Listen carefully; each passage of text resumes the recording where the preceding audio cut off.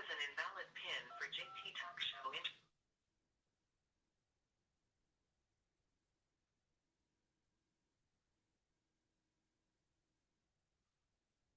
Thank you for calling Call-In Studios hosted call screener line. Enter your 6-digit PIN number.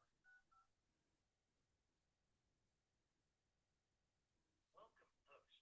You are now in the host room and can manage your callers from the Call-In Studio web interface.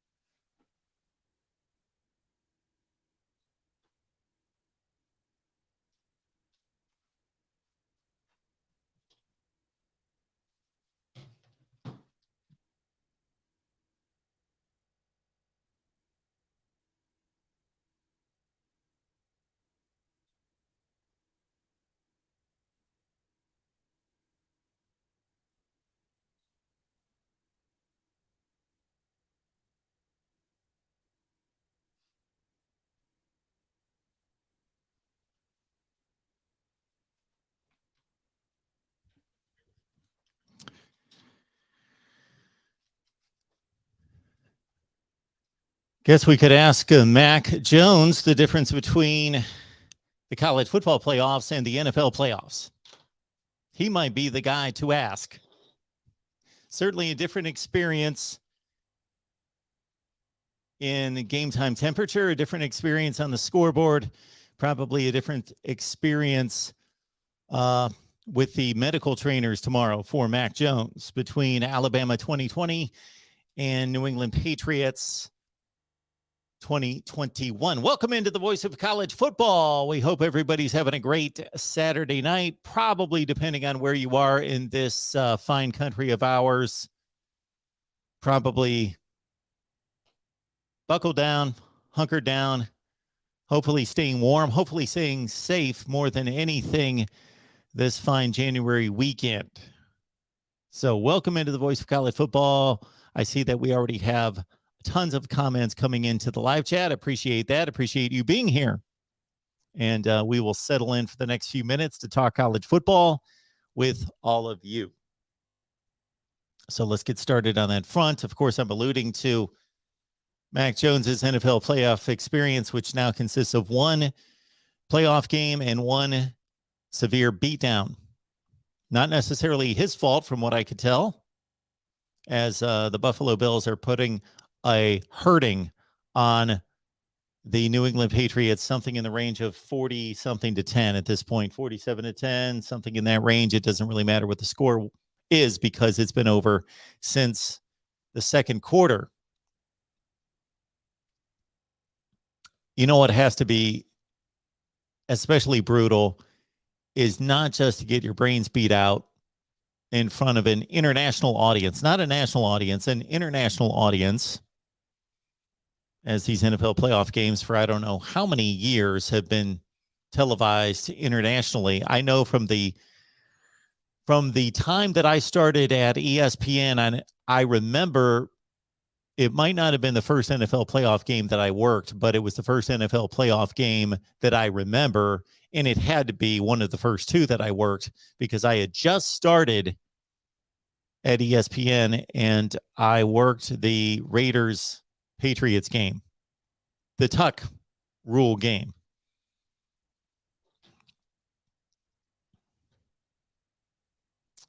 And of course, there was tons of weather involved in that one, and Adam Vinatieri became a legend in that one. And here we are 20 some years later, I guess 20 years later.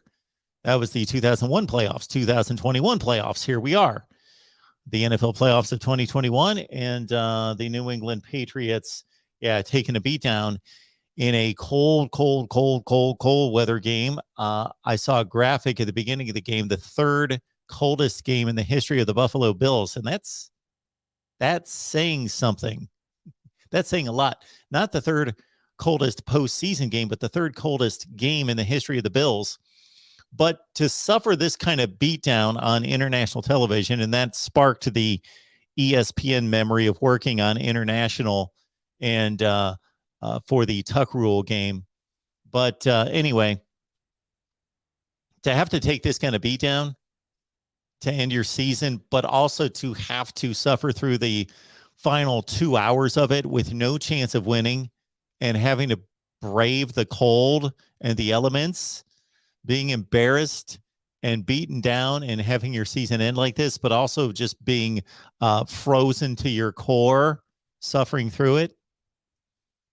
Now, this time last year, almost to the day, Mac Jones was handing out a beating of his own against the Ohio State Buckeyes to win the national championship. And so he was able to bask in the glory of a national championship and a 28-point win. So he was completely flip-flopped on the scoreboard and also in the elements. 75 degrees, feeling great. The throwing shoulder feels great. And he carved up the Buckeyes, won the national championship, and got to celebrate out in the beautiful weather. Where was that game? In Miami, I think. All right. Appreciate everybody being here. Let's get to the comments. And also, the phone lines are open at 860-499-3332. I will get that number to the ticker here in just a second. 860-499-3332. And, of course, in the first game, and this is what gave me the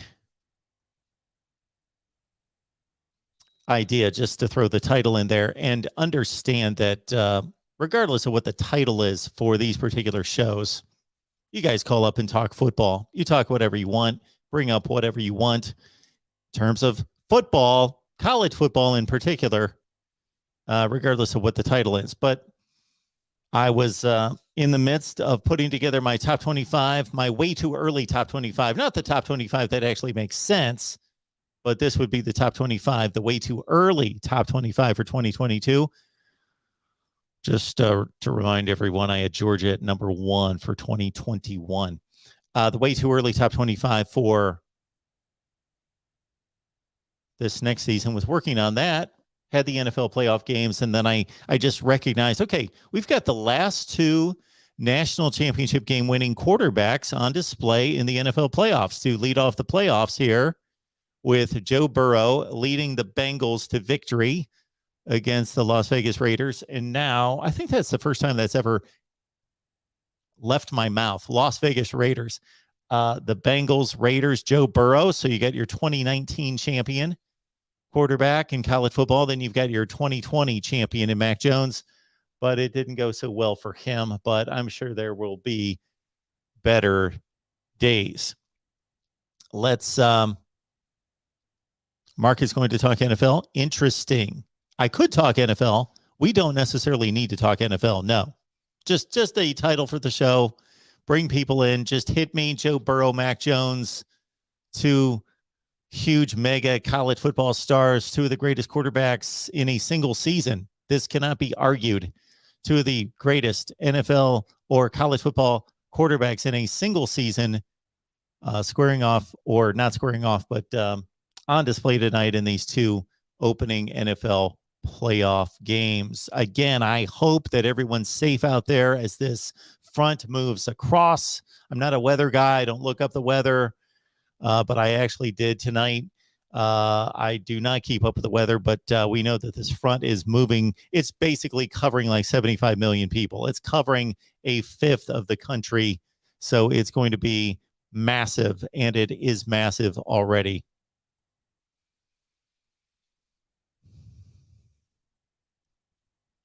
Yakov 22 is asking, Mark, if you were playing in frigid weather, would you go bare armed? It's funny that you ask that because that was mentioned today I had a little family conference call. We had a little Skype call with the family today. And man, when it comes to cold weather, I've done a 180. It would not be a 360. A lot of people say 360, but that's not correct because if you did a 360, you would be back where you started. Done a 180 when it comes to cold weather. I never specifically or particularly loved cold weather, but I was the guy that when my kids were 5 or 10 years old and I had to stand outside with them at the bus stop and it could be 3 degrees outside and I'd have shorts on. Yeah, I was that guy. The cold weather did not bother me. I would go to school and just wear a jacket when it was 12 degrees outside, blustering winds. Yeah, I'd play sports outside. Didn't get particularly cold. I was not cold. I did not get cold. And I used to, it was partially, I just normally didn't get cold, just naturally did not get cold. And also, I just kind of, it was a mindset that if you didn't think you were cold, if you just spit into the wind when it came to the cold, proverbially, of course, then you wouldn't get cold. If you taught your mind not to be cold, then you did not get cold. But I got to say, later in life, in the last 10 years or so, yeah, I want to get out of the cold. I don't like the cold. I'm sick of the cold right now, but it's all good. It's all good. As long as we are all safe and we're at least relatively warm. But Yakov 22, I was that guy, but no longer that guy. Here's my one story before we take our first call. This was in the video game craze era, which I guess has never stopped. I shouldn't say it that way, but in terms of it being part of my life, I was never a video game guy. I think I was a little bit ahead of that from an age standpoint, and video games just started to become like super popular around the time I was 8 or 10 years old. But I would much rather have watched my favorite TV show, played outside, done anything else. But video games, I got into them. I was into them to a certain extent, but I was not obsessed. I was not one of those people. So whether I had them, did not have them, I had the Intellivision. I was a big sports video game guy, but the other games didn't get into it. Then when I had my son, he got into video games. So just to, of course, connect with him and play with him, I played video games. So this particular Christmas, excuse me. Time out.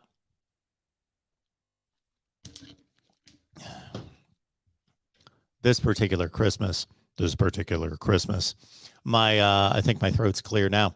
This particular Christmas, my son wanted some kind of, we bought him particular games and video games, and I couldn't even tell you what it is. He would have to tell you what games he had. He was probably 10 or 12 years old, and he was into the video games. And there was a particular one that was coming out at Walmart, and it was one of those that you had to be there for.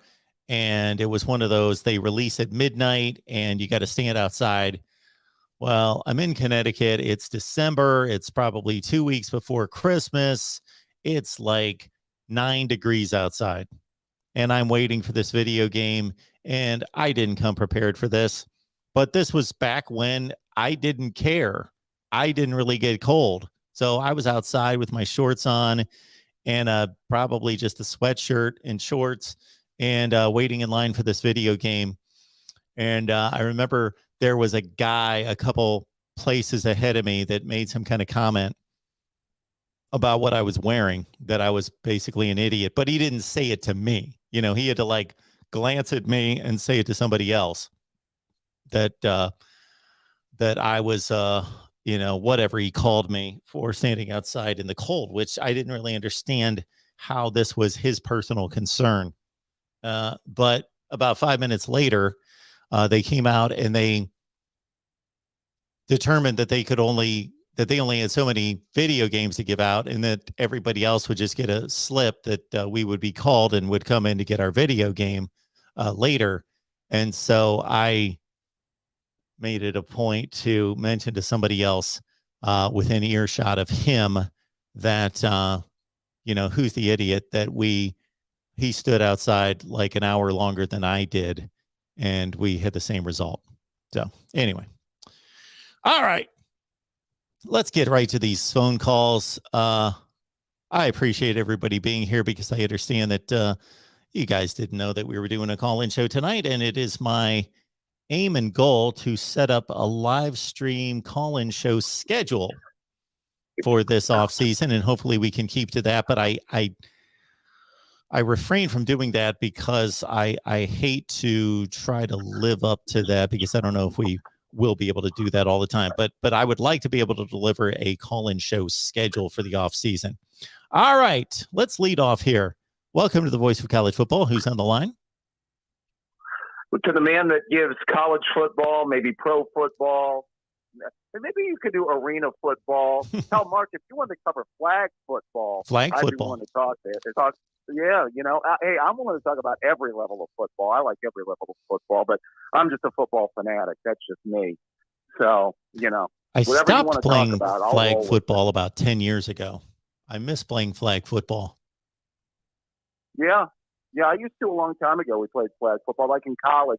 I played in the flag football league. It was kind of fun. I played until I was about 43, 44, something in that range. Then I just didn't have the time for it after that. Were you the quarterback or were you a receiver? Oh, no. I was not a good enough. I could throw a football fairly well for most of my life, but at that point, there were other guys that could throw. The last series of years I played was for an ESPN league. And I was out there with a bunch of 25-year-olds, but it was fun. It was a good time. I was your typical white guy slot receiver. I was Wes Welker before there was Wes Welker. Nice. Or Julian Edelman or all those guys, or like when I first started watching the Browns, we had Brian Brennan. You remember him? Oh, yeah. 86. Yeah. Caught the touchdown from Kosar before Elway put together the drive, unfortunately, as a Browns fan. I had to live through that. Dove for the reception and got up and scored the touchdown. Although, by the way, I always say about that game, to this day, Rich Carlos never made that field goal, but I digress. Yeah, there is not a whole lot of controversy about that, but if you take a look at that, at least on TV, it's close. That's for sure. Yeah.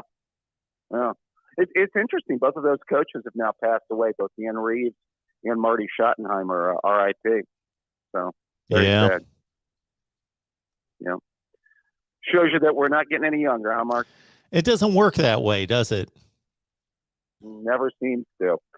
I did want to talk a little bit. I was happy to see. I was kind of, I'm a Browns fan, but I was happy to see Joe Burrow play well. It does bring to mind, Mark. And I was going to broach the subject to you. What his career would have been like had Ohio State made that decision in 2018 and gone with him over Dwayne Haskins. I think you guys have batted that around with your Ohio State people in the past, if I'm not mistaken. Have you not? On one of the Buckeye talks? I think it's been mentioned, but I don't know that we've really conjectured about it, had a debate or discussion about it. Go right ahead, David. It's an interesting one.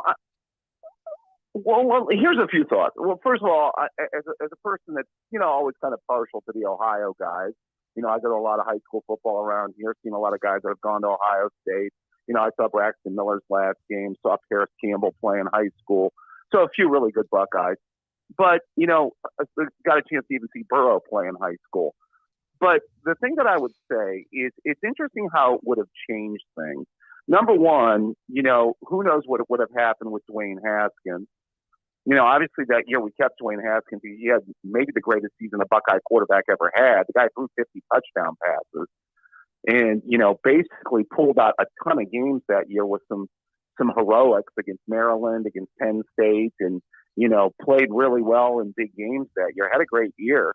So it's not exactly like going with Haskins, didn't benefit us by getting a quarterback that had a great season. The other thing, that I find interesting is if we would have kept Burrow, we also wouldn't have gotten Justin Fields, right, Mark? Because you'd think that Burrow probably is there in 18 and is probably there again in 2019. I mean, wouldn't you think?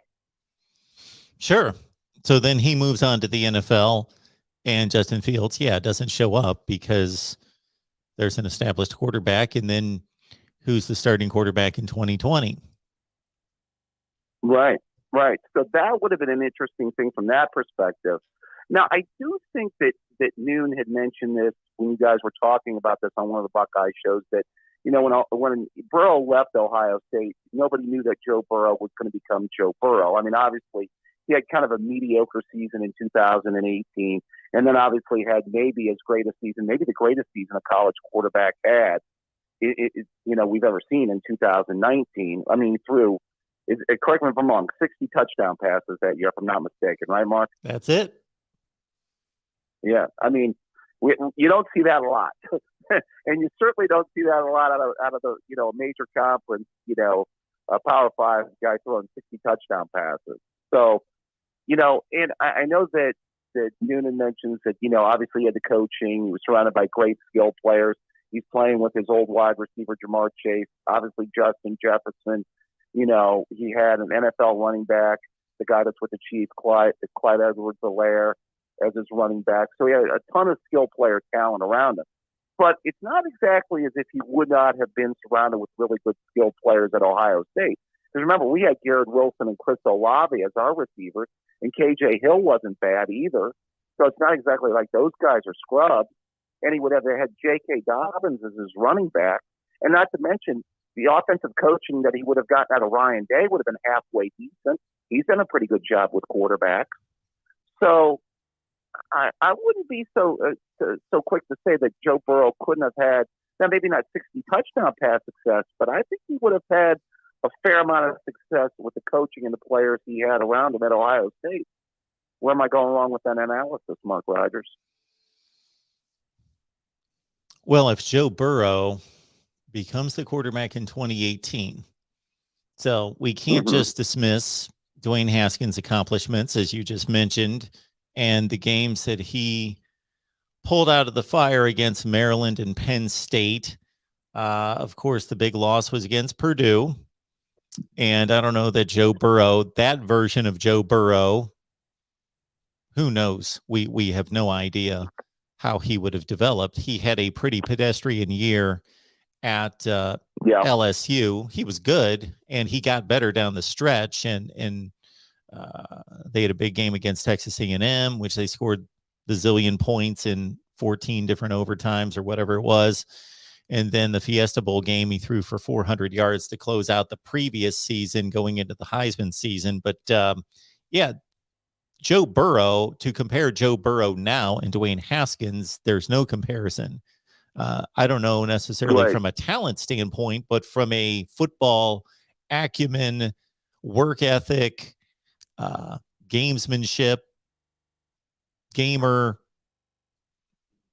all the intangible qualities, leadership, and all of that has gone the way of Joe Burrow.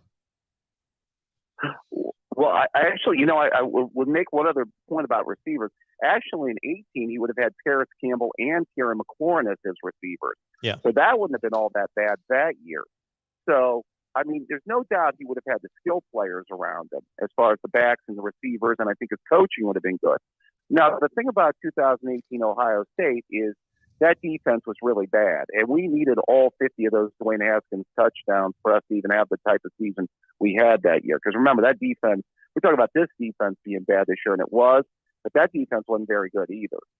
So, it would have been interesting. Now, if Burrow wouldn't have had the year that Haskins did, maybe we had a mediocre year that year, could he have come back with a vengeance in 2019 on a more talented football team, which we were a better team in 19 than we were in 18. And, who knows what could have happened that year. Yeah, well, now that it's all said and done, with no disrespect to Dwayne Haskins, he only had the one season. So, and then of course, like you say, there would have had to have been a replacement for Burrow in 2020. But seeing what Joe Burrow's accomplished and knowing what his ceiling is, not just physically, but as a complete quarterback, not that we know it right now, he's only in his second year, but as a collegiate quarterback, what his ceiling was, then I would make that trade right now. Sure. No, I mean, hindsight is what hindsight is. But I mean, the only case that I'm trying to make here is I think that as some of the people talked about, all of the elements and things around him to be successful were in place at LSU. I think a lot of those same things were going to be in place for him to be successful at Ohio State. That's all I'm really going with here. You know what I mean? Just kind of trying to make the analogy, and saying that, go ahead. And for as great as Justin Fields became, and for as good as he was during that 2019 season, if Joe Burrow is playing that playoff game against Clemson, I think Ohio State wins the game. Sure, I agree. And just how good would we have been in 2019 if you replace one with the other as the quarterback would have been the question. Now, I always wonder, it would have been interesting. And I think if when we talked about that 2019 Clemson game, I think if we get past that game, I still don't know. I think we could have played them better than Clemson, as I've said to you before. It depends on if Dobbins and if Fields had been close to healthy. Because as good as our defense, and that was the last good defense, because you think about it, we've actually been poor on defense 3 of the last 4 years. That was the last time we were really good on defense, was 2019. So, and you had Fields who threw 40 touchdowns, and then you had a running back in Dobbins who ran for 2,000 yards. So, that's a pretty complete team. So I'm not betting against us beating Burrow and a quarterback that throws 60 touchdowns. So, but I think we would have played them a better game than Clemson. I still say that to this day. Yeah, I think that's valid. Do you still feel the same way? Oh, I do. I think it was a poorly officiated and reviewed game. Sure. And if one of 20-some plays that went against us, if any number of those plays go for us, we clearly would have won the game. Whether it be the officiating or, a couple of penalties or, other mistakes that were also mistakes by the Buckeyes in that game too. Oh, yeah, absolutely. I'm not taking anything away from Clemson in that I have never stated that Ohio State won that game or that they were ripped off. More of the standpoint that there were 4 what I call big calls in that game that were, at least 3 of them were reviewed. So I would go through 4 calls and they all went against Ohio State. I think trying to be as unbiased as possible, and I understand, and I make this claim all the time, I am not unbiased. No one is unbiased. That person does not exist. So, but I take myself out of it as much as I possibly can. I think that there's an argument for all four. I don't think any of the four are clear cut 100%. It's not like somebody's foot stepped out of bounds and it's clear they stepped out of bounds and they called him in. They were all judgment calls, and they all went against Ohio State. But I believe that they were all more than a 50% lean toward Ohio State, meaning that I felt as though the judgment in all four instances, and I'm talking the Shaun Wade play, the strip, fumble, incomplete pass, the roughing the punter. I thought there was a fourth one. Yeah, because that was a bad one because they scored a touchdown right after we roughed the punter.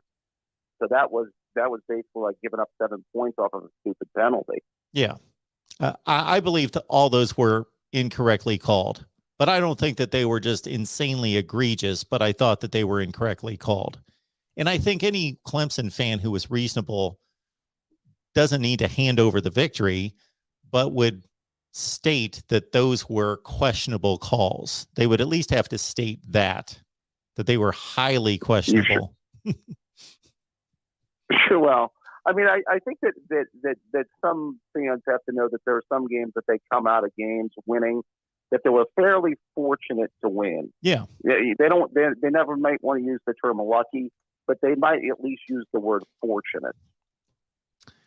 Ohio State may not win the national championship against Miami more than 50% of the time. I'm willing to admit that. I agree. I don't know if that's accurate because they only played one game, but I would, if some Miami fan wanted to say we would win that game 80% of the time, I'd say, I don't necessarily agree, but I get your point. And sure, you might be right. Oh, sure. I mean, that game took a lot of breaks. I mean, it took some turnovers.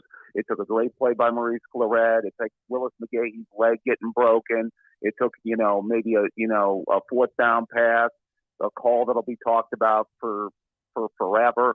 It took a number of different things in that game for that to go right. There were some bad calls against Ohio State in that game too. Oh, sure. I still feel that Chris Campbell was held at the end of regulation, and that if it was called, Ohio State would have killed the clock and won the game 17-14. But no Miami fan will ever talk about that play because it's not convenient for them to talk about that play. But he was not only held, he caught the pass in bounds to convert the third down to a first down. Sure. They didn't have replay in 02, so that's why they couldn't go to it. They blew the call in two different directions. They could have gone either way. Either called it a reception or called it a hold, and they did neither. And Ohio State had to give up the ball with roughly 2:50 on the clock. Sure. Yeah. Parrish returned the punt, and that's how they ended up kicking the field goal to get it to the OT. There was also an early Miami interception in that game where I think it was Chris Vance was running a deep post and Krenzel launched it, and the Miami defensive back basically just knocked him down, just threw him to the ground, picked the pass off. Yeah. There were debatable calls. I mean, the Gamble play always sticks out to me because, as I mentioned, that could have really secured the game and it allowed them to run out the clock. And as I say, that was also a game-changing play in as much as the penalty in the overtime was. So that's why you can go both ways on that. Hey, Mark, I did want to bring up the, just a thought about real quick about Georgia after they won the national championship. I just have to say, I definitely have a feeling with Georgia going forward that I don't think there's any doubt in my mind, and I'll say this to Lou and the other Georgia fans I know, that, they're going to be a strong program going forward. I don't think there's ever a feeling here. Whereas I don't think that they'll get on that dynastic kind of run maybe per se, but I don't think that they're going to end up being, obviously 2010 Auburn or even what you saw 2019 LSU or, some kind of an outlier. I think they're going to end up being obviously a contender, especially for years to come, even though it's the SEC, just especially with the way that Kirby Smart recruits. I mean, Is that still your feeling on this? With them as a program going forward. Well, he was able to recruit at the level that he was recruiting with no national championship ring. So he had no proof of concept to sell these kids, and now he does. So I don't know what's going to hold them back. Well, no, I don't. I mean, I'm going to say that they're going to be, they're going to continue to be like near the top. Like I said, I don't know if they'll win again, let's say within the next 2 or 3 years, but I still think that they can win that side of the division, be in Atlanta, and still be back, win another SEC title and at least be back in the playoff in the next 2 or 3 years. That's all I'm saying is that they're still going to be there. I mean, because the SEC still has plenty of landmines. That's still also maybe, their impediment from, maybe winning another one here within the next 2 or 3. Although I wouldn't be surprised if they did, is what I'm saying. I think that out of the 5 schools that have run the sport to varying degrees, meaning that they've been in the playoffs consistently. So that for me is Alabama, Clemson, Ohio State, Georgia, Oklahoma. I think Oklahoma's on the most precarious. They're in the most precarious place of the 5. And I think Alabama's, of course, in the best position. Well, Alabama/Georgia are in the best position. And then Clemson and Ohio State are somewhere in between with some question marks, but in a better place. I don't want to say a better place than Oklahoma. I just have more questions about Oklahoma going forward and being able to maintain dominance in that conference. Yeah, I think that has a lot to do with the conference that they're going to be in and having to contend every year. I think Brent Venables is going to have his hands full. There's no doubt about it. I mean, I could see Clemson bouncing back. I mean, let me just ask. I mean, bottom line, Mark, and I know you had this Clemson kind of discussion before, but do you still think, let's say, the talent gap or the recruiting gap between Dabo and Clemson and the rest of the ACC is? I mean, wouldn't you say it's still fairly significant? It's significant. Although I guess he did have a down. Yeah, it's significant on this current roster, but Miami is showing some signs of catching up. Clemson is not bringing in a great recruiting class this season in 22. Yeah, I just caught myself. I heard their class was down this year. It was like a lower ranked class of the last, let's say, 4 or 5 classes he's had. Yeah, we just talked to our Clemson guy last week and just posted some of those videos. And basically, they are still looking to sign. They're having 2 big recruiting weekends coming up because they're one of the few powers that has had coaching stability and is not in the midst of a coaching transition that has not really locked down its class. And because of most of the big players being taken off the board, they're looking at a lot of 3 stars to fill out the rest of their class. Yeah, that's good. That's going to be interesting. Next year will be a real. I mean, it's one thing to have one cycle down year where you have a down year, but once you start to have 2 of those, then that's when I think the real concerns start to come into play. Yeah. Hey, Mark, one last thought before I let you go on the playoff. You had your playoff call-in show about I guess the ACC, they rejected the thought about expansion. Is that correct? I didn't get a chance to listen to that one. Were we talking? Well, we were responding and reacting to the comments that were made by the ACC commissioner about that expansion should not be at the forefront of college football discussions right now, and that there are more important issues and that he's not considering it right now.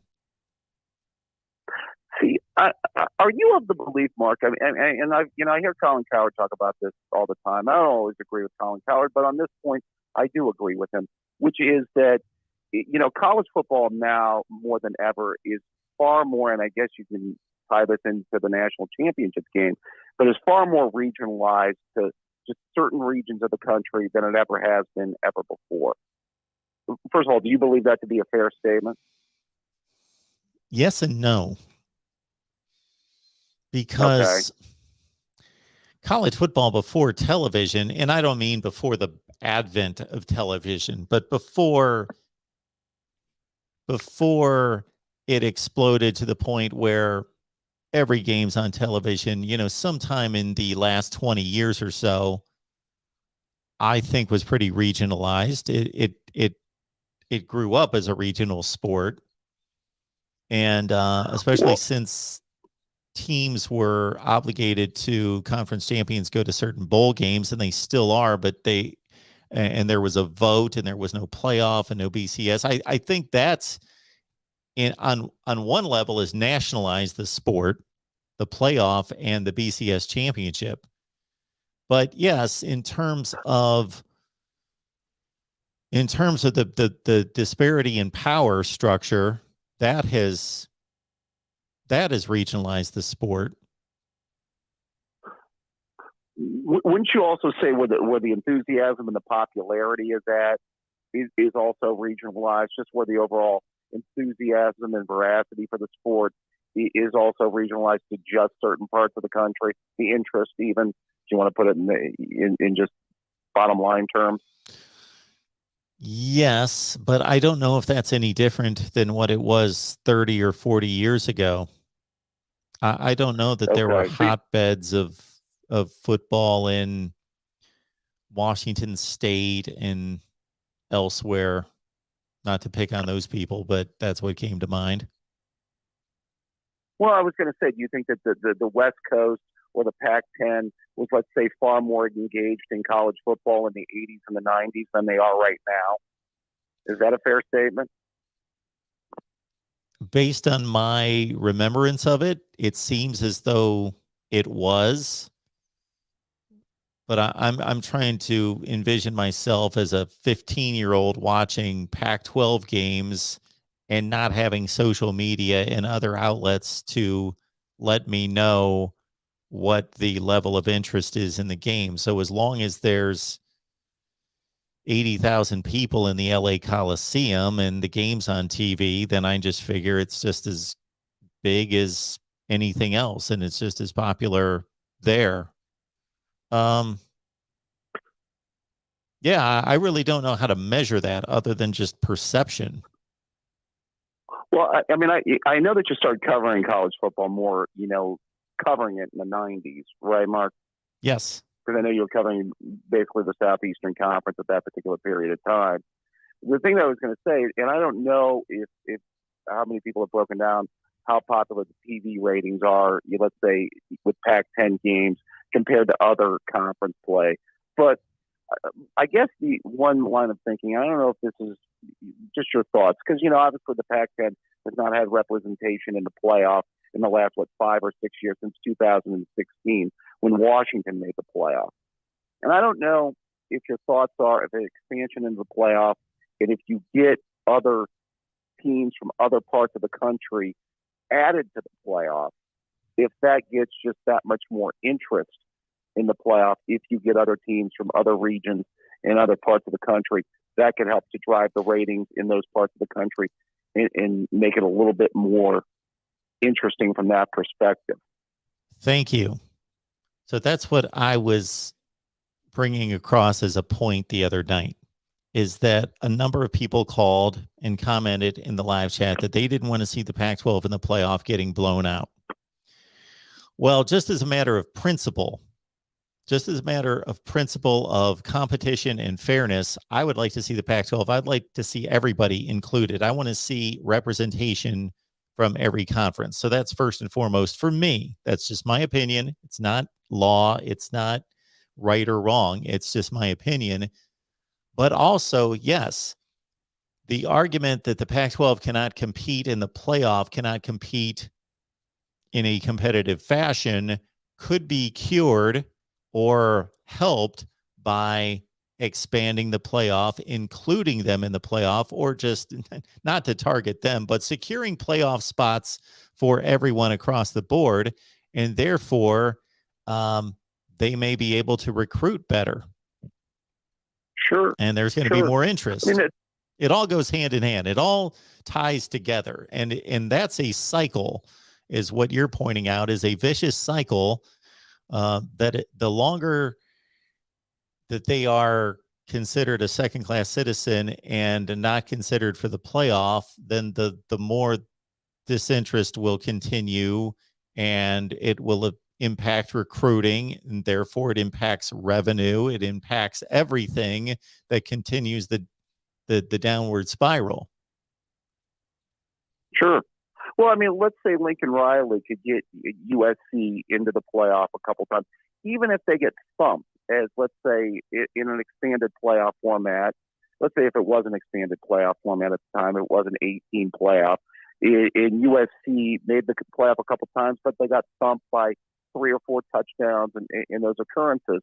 There's nothing to say that he couldn't build off that. Maybe that does help drive his recruiting. Maybe he keeps some of that California talent more at home at USC rather than see it leave the state. You know, obviously having one of the three best recruiting bases in the country to recruit from, you know, you've got to have something to sell the recruits. Even if it is going to the playoff, getting thumped, you can say, well, at least we've been able to win our conference, get to the playoff. You know, if I can keep some more of this talent at home, you know, maybe we can go ahead and turn it around and be that much more effective once we get into the playoff. Yeah, this is not good for college football. This current situation is not good for the sport. And so I'm also for building a playoff system that's equitable and includes everyone. And when I say includes everyone, some people take that to an nth degree that I'm handing out participation trophies. No, my playoff system would actually, you would have to earn your way into the playoff and not be selected. But and then we'll see what the benefits or the impact would be in 3, 4, 5, 10 years. And if there's no impact, then that could be addressed. Then maybe the Pac-12 is not viable as a participant in the playoff. I don't know. Maybe they're not. Maybe they become a group of 5 league. I don't know. But let's at least give that opportunity. And I hate to just single out the Pac-12 because, you know, we could be talking about the ACC 5 years ago or even right now, but there's seems to be more interest. And of course, they've had one member of the league prop up the entire conference. Sure, right, in the playoff era, right. Yeah, I mean, I think it would be helpful for the sport. I think expansion would get more interest in other regions of the country, especially if teams from those conferences were in the playoff. You can say whatever, even if they get in there and they get thumped. You know, first of all, you never know if you're going to get thumped until you get a chance to play the team and see how it happens. You know, there have been games that we've seen before that, you know, were supposed to be thumpings that didn't turn into, you know, thumping. So, you know, I think it would be helpful to see that, you know, an expansion. And I say this as an Ohio State fan whose team's been into the playoff 4 times since the 14 format's been instituted and won it once. So, you know, I think overall, I think an expansion would be helpful for the sport. I hope we get there. I still think 8 is ideal.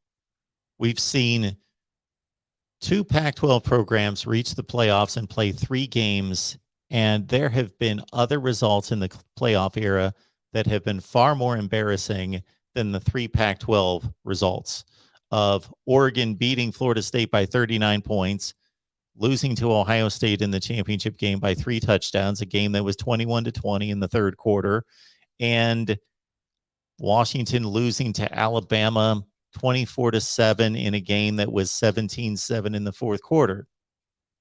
There have been far more embarrassing performances by other playoff teams. Sure. I mean, if you go to the playoff enough, you're going to get your butt whooped at least once. Even Alabama got their butt whooped once by Clemson in 18. Yep. Now, they've won it a fair amount of times. I concede that. We got our butt whipped by Clemson 31-0.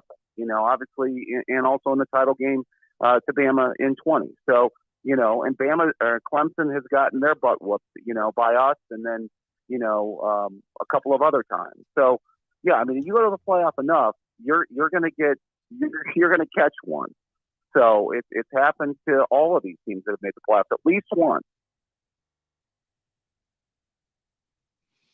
So, Yeah, I mean, for sure. hopefully, and also think of it hopefully this way, it's- David, and then I will let you make your last point. Think of it this way.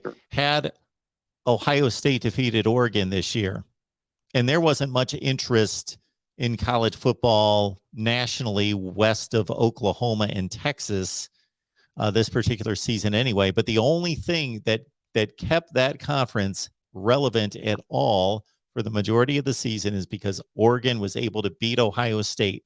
Without that victory, that conference would have been dead in the water, completely irrelevant, forgotten, and a non-factor the entire season.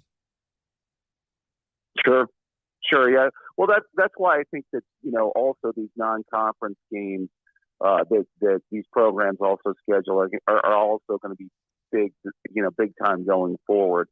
I just hope, bottom line, I'd like to see expansion down the road. I think we both agree, Mark, it would be for the betterment of the sport, and just hopefully, eventually wiser heads prevail. So, all right, David. Well, thank you so much. I appreciate it. All right, Mark, you take care of yourself. Have a good show. Yep. Have a good night.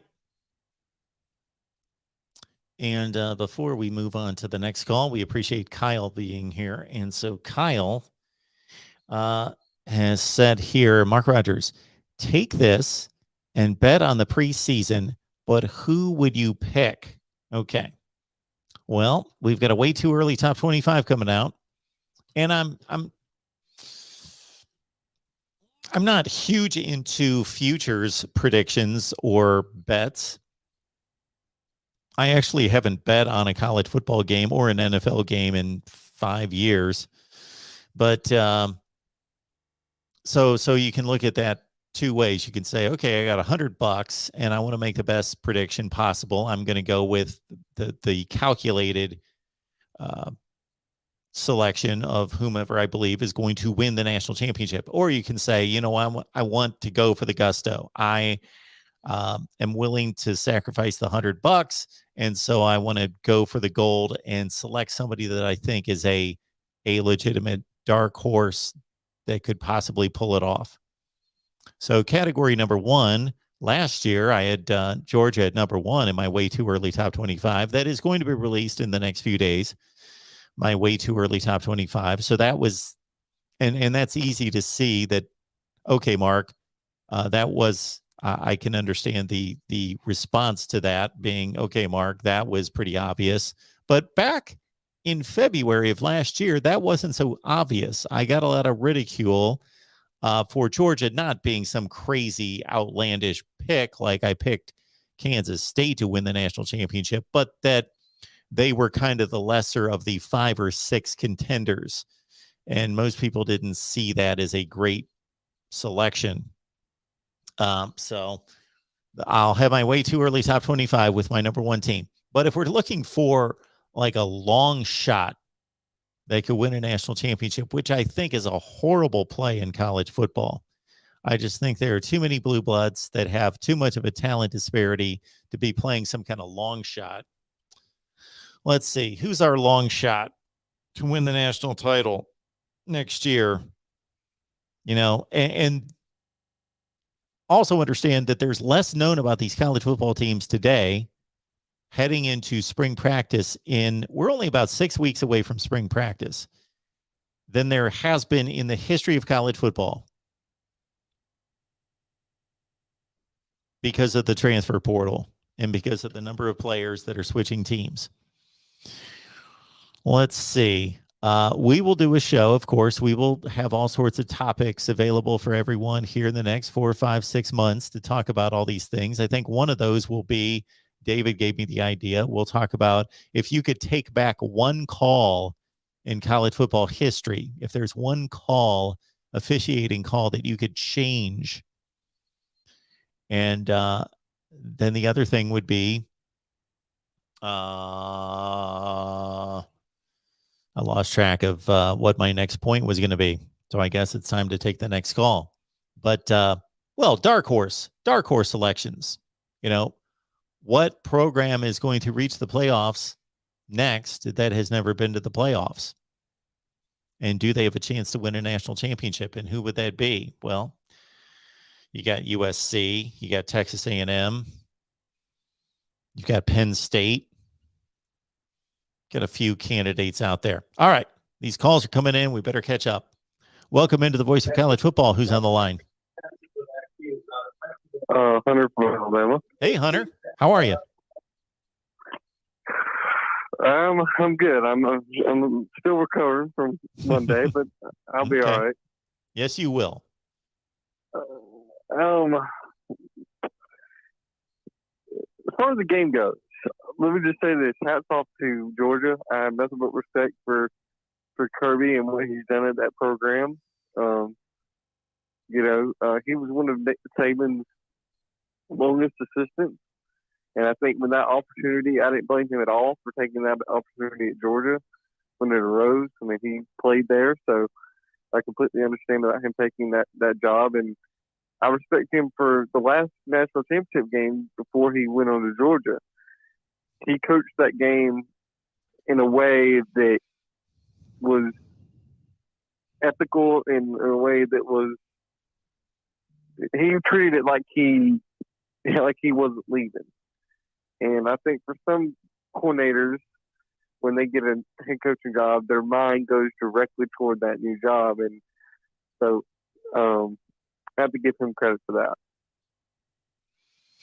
Well, I think that's a classy statement. I think that any Alabama fan trying to recover from this game and trying to put it in perspective, and I got to say that for whatever reason, I guess I just looking for college football input and content to flood my ears and information and talk while I'm working here during the day, which all day I'm just doing records and so forth. I've put on Feinbaum. I've watched, not really watched, but listened to more Feinbaum probably in the last week than I have almost ever, except for when I worked at ESPN.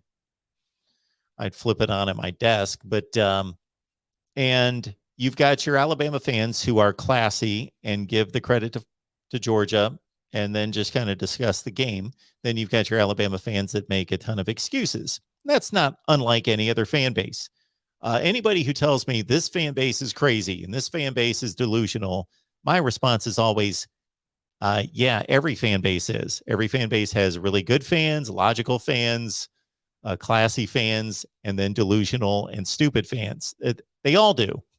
So I don't think it's unreasonable. One of the reasons we're here is to discuss and evaluate the games. And so it's not unreasonable for an Alabama fan to say, I give full credit to Georgia. You have to play with the players that you have available, and depth is part of football. And so they beat us fair and square. But there was an impact on the game in, first of all, John Mechie missing the game, and then Jamison Williams leaving in the second quarter. There's, and I think that Nick Saban approached those questions in a very classy, taking the high road way and giving all credit to Georgia, but also being realistic and being honest that I heard him say a number of times when pressed about it, because, I think part of the media is asking honestly, and part of the media is just pressing him, trying to get a comment that he's making an excuse. But he was very forthright in saying, yeah, they are good players. There has to be an impact on the game when you have really good players miss the game or be taken out of the game. Yeah, you're right.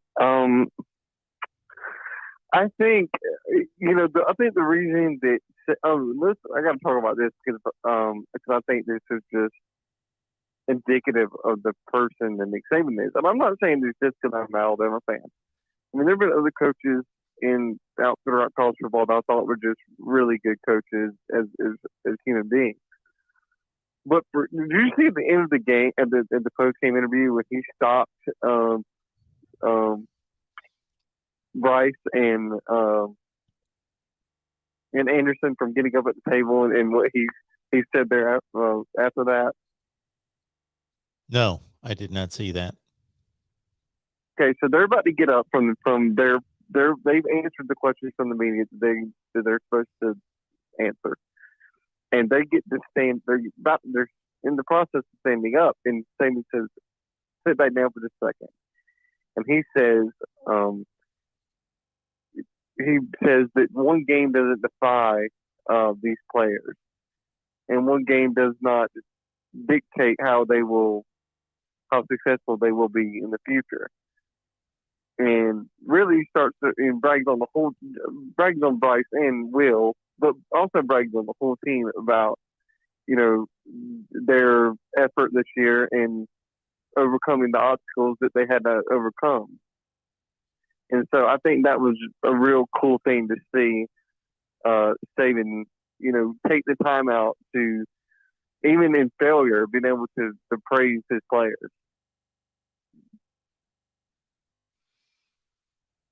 Yeah, I don't know if it's just my perception of Nick Saban, but or if he's changed a little bit.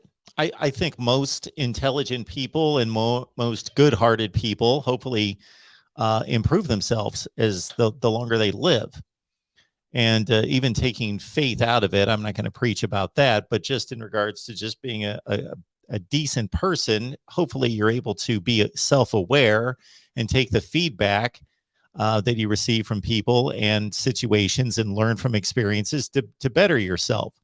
So I see him as a much more, I don't think this is taken away from his insane, and I say that in a kind way, in a football sense, insane passion and obsession to win and compete at the highest level and perfect his own job and perfect his team. That's a great thing, but he's also able, it seems, more in the last few years to appreciate the efforts of the players and just appreciate the experience, appreciate the games, and again, the experience of the season, even if they don't win it all. Yeah, and I think he has gotten to where I think he now understands. I think sometimes people get caught up in, it don't matter what business you are in. You might get caught up in just the passion of what you're doing, to where you don't see things clearly. You know what I mean? Sure. And I think he's starting to see the bigger picture of all. He's in the last few years. He started to see the bigger picture from all this, and not being. I mean, don't get me wrong. He's going to be obsessed with winning, and he's going to be obsessed with perfection. But I think he's been able to, now that he's getting older, been able to do that. But I want to talk about the game a little bit. You know, Mechie and like you said, Mechie and Jameson being out, yeah, that stinks, and I hate it for those players because they worked so hard to get to that point in the year, just for them to go out like that at the end of the season is rough. But I think that for next year, that game gave some guys some experience that they can build on. And I've heard some people talk about how down Alabama is could be next year. And I don't think that's the case at all. I think that next year we have the chance to be like, we were good this year, but I think we have a chance to even be even better next year. And you know, our defense came together at the end of the year, and I think we got some really good talent at wide receiver position, incoming talent as freshmen, and also, you know, guys like Ja'Cory Brooks and JoJo Earl, and even when you've seen a couple times this year, you've seen Christian Leary get out there and make some plays. You know, and if Ajay Hall can get his head on straight, you know, maybe, you know, those players right there with some of the incoming freshmen, I don't think that we should have that big of a drop off at wide receiver. You kind of agree with that, or am I off a little bit? Well, we pretty much know at this point who is left for the NFL draft and who's returning, and it's a split decision in regards to what's happened there. And that's something that I was looking at tonight, not specifically for Alabama, but January 17th is the final deadline day for declaration for the NFL draft. But But yeah, I think that even going into this season, that most people that follow Alabama and analyze the roster believed that 2023 was going to be most likely the year that, not that they weren't capable of winning this year. Shoot, they had a 5-point lead in the fourth quarter of the national championship game, but that next year they were going to have a better team, a better roster, I should say. Yeah. I think we got some things to work on. And I think that national championship game Monday, I think that was the worst game that I've seen Bill O'Brien call all year. So what didn't It's you like he didn't have an answer. Well, we didn't. I mean, it was just a very generic offense. I mean, we didn't do. I mean, I just didn't see anything dynamic play calling there. I didn't see. I guess I'm used to Sarkisian and Lane. I know that if those two would have been the play callers, they would have been calling. They wouldn't have been as conservative. And I guess I got to give Bill O'Brien a little bit of a break, him being an NFL guy, and that's where he spent a lot of his career. Well, I wouldn't give him a break because of that. He's the Alabama offensive coordinator, and he's paid to put the best matchups out there that he can to provide his athletes with the best opportunity and utilize the athletes in the best way, regardless of what his background is.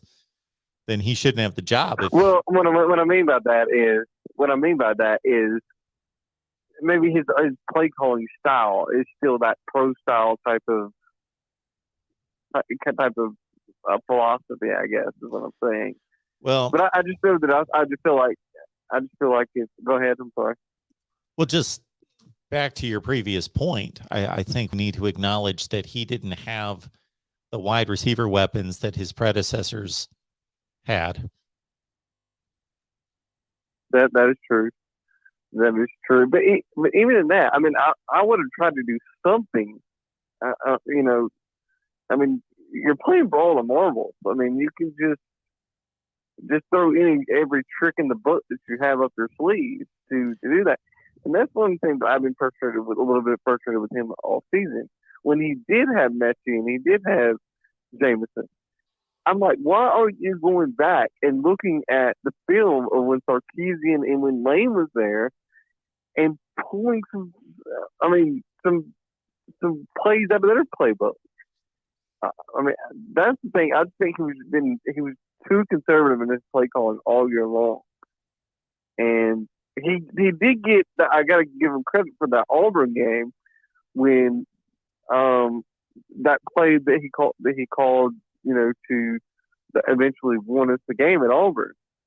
That was a good one. I just feel like he's just been way too conservative with the weapons that he did have when he had the weapons that he had. But that's I guess I'm just used to a little bit of a different play calling than what he has done this year. Well, and also consider that if Ja'Cory Brooks wouldn't have dropped that pass down the right sideline, that probably would have regained the lead. And then there was the other drop by, trying to think who that was, 84. That was a perfectly thrown ball. Those two passes would have most likely changed the game. Yeah, and I'm not making any excuses for that either. You can't drop balls, and that's something we've struggled a little bit with this year. Yeah, there was a noticeable drop-off. Like, if you watched... So we need to be fair. As you know better than I do from watching all the games, and I watch Alabama, 5, 6, 7, 8 times a year, that between Judy and Ruggs and Smith and Waddle, you got 4 first-round picks. You've got elite receivers, and so that level of receiver play needs to be cherished, but not necessarily the standard that every wide receiver core is judged against at Alabama, because it was just ridiculous. But there is a high level of play there. There's a high level of standard at every position group at Alabama, but the play, certainly once Jamison Williams was out of the game, the wide receiver play was pretty poor after that. It took a drop. It took a drop off for sure. I mean, a lot of inexperienced guys, was forced to be in that situation there. But I can't, like I said in the beginning of the call, I can't be too mad about this. You cannot, like I've said to other Bama fans, you can't win them off, and there's going to be, we forget how lucky we are just to be in this position. I mean, we've been spoiled over the last, I don't know what, decade of the, we've just been lucky. So be on this type of run that we have been on. So, but here's the interesting fact though. I'm pretty sure this is correct. So correct me if I'm wrong. But I think every single national championship game that Nick Saban has lost to Alabama, the very next year he came back and won one. Well, they lost in 16. Was that the first one they lost? Then they won in 17. They lost in 18. No, that's not correct. They lost the 2018 national championship game, and in 2019 they went to the Citrus Bowl. Okay, so I am off on that.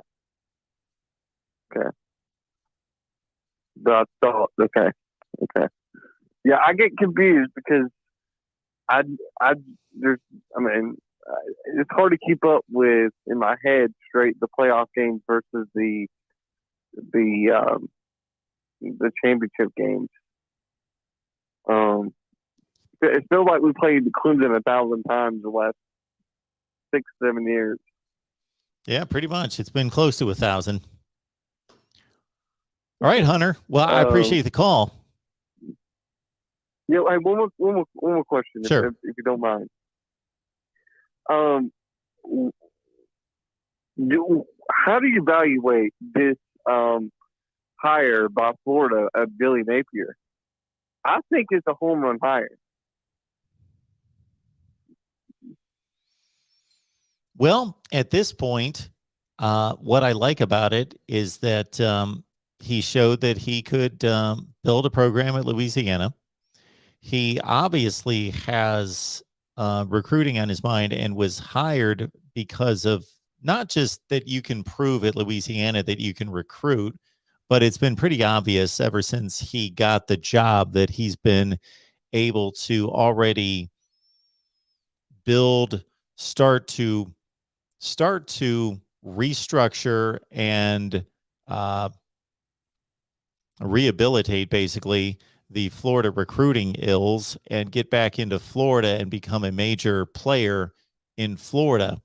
I think it's a great hire. I know that all the Florida people that I am in contact with and respect were happy with the hire. And for Florida not to really go on any kind of a huge national search and prolong the process and really target him, not that they didn't consider others and have preliminary talks with others, but they went after him hard, and he was obviously their guy. So they saw something in him. Well, I do know this, Mark. I have a family friend who he graduated from the University of Alabama, and he knows Billy personally. They have some connections from back in the day, and he was telling me that after he got hired, that he spoke to him a few days after he was hired, and said that he felt like that it was going to take a very special job for him to leave Louisiana, and that he felt that he could build a program just by sticking to recruit the state of Florida.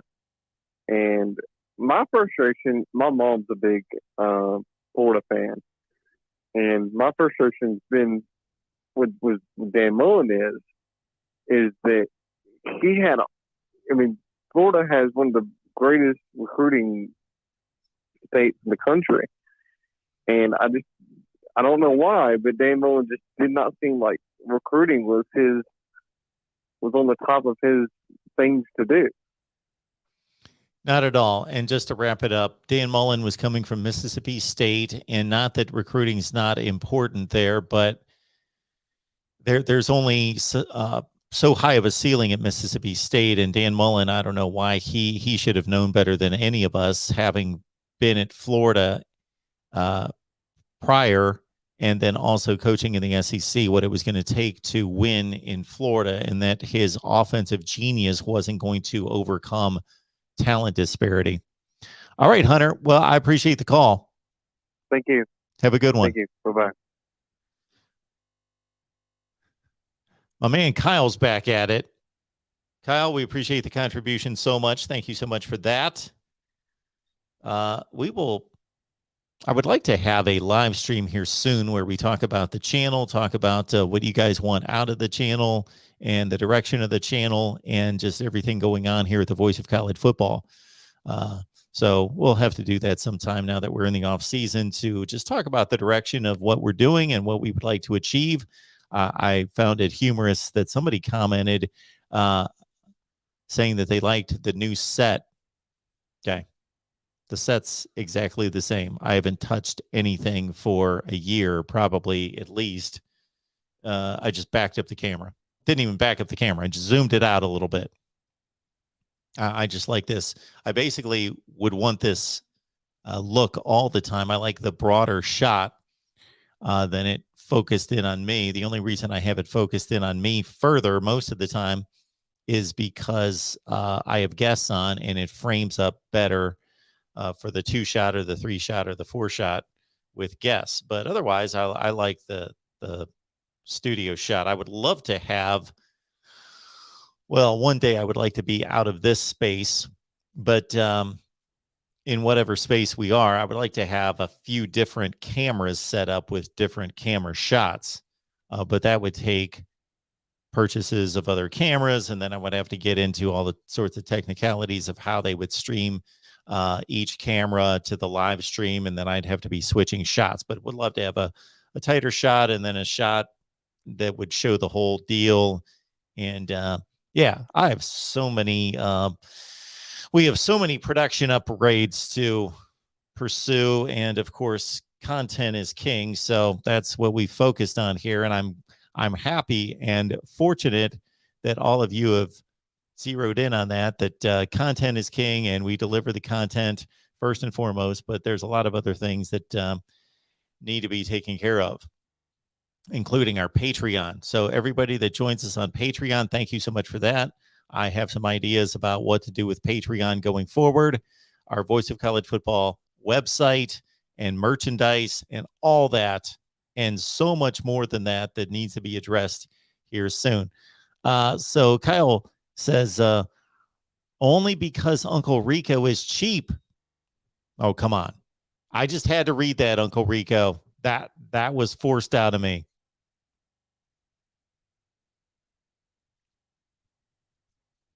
Dependent fanatic, you are completely correct. That's where discretionary income should go, except hopefully everybody can spell my name correctly. Therefore, it goes to the right. We would not want this going to Aaron Rodgers. He certainly doesn't need it. So get the right Rodgers, and you're in good shape.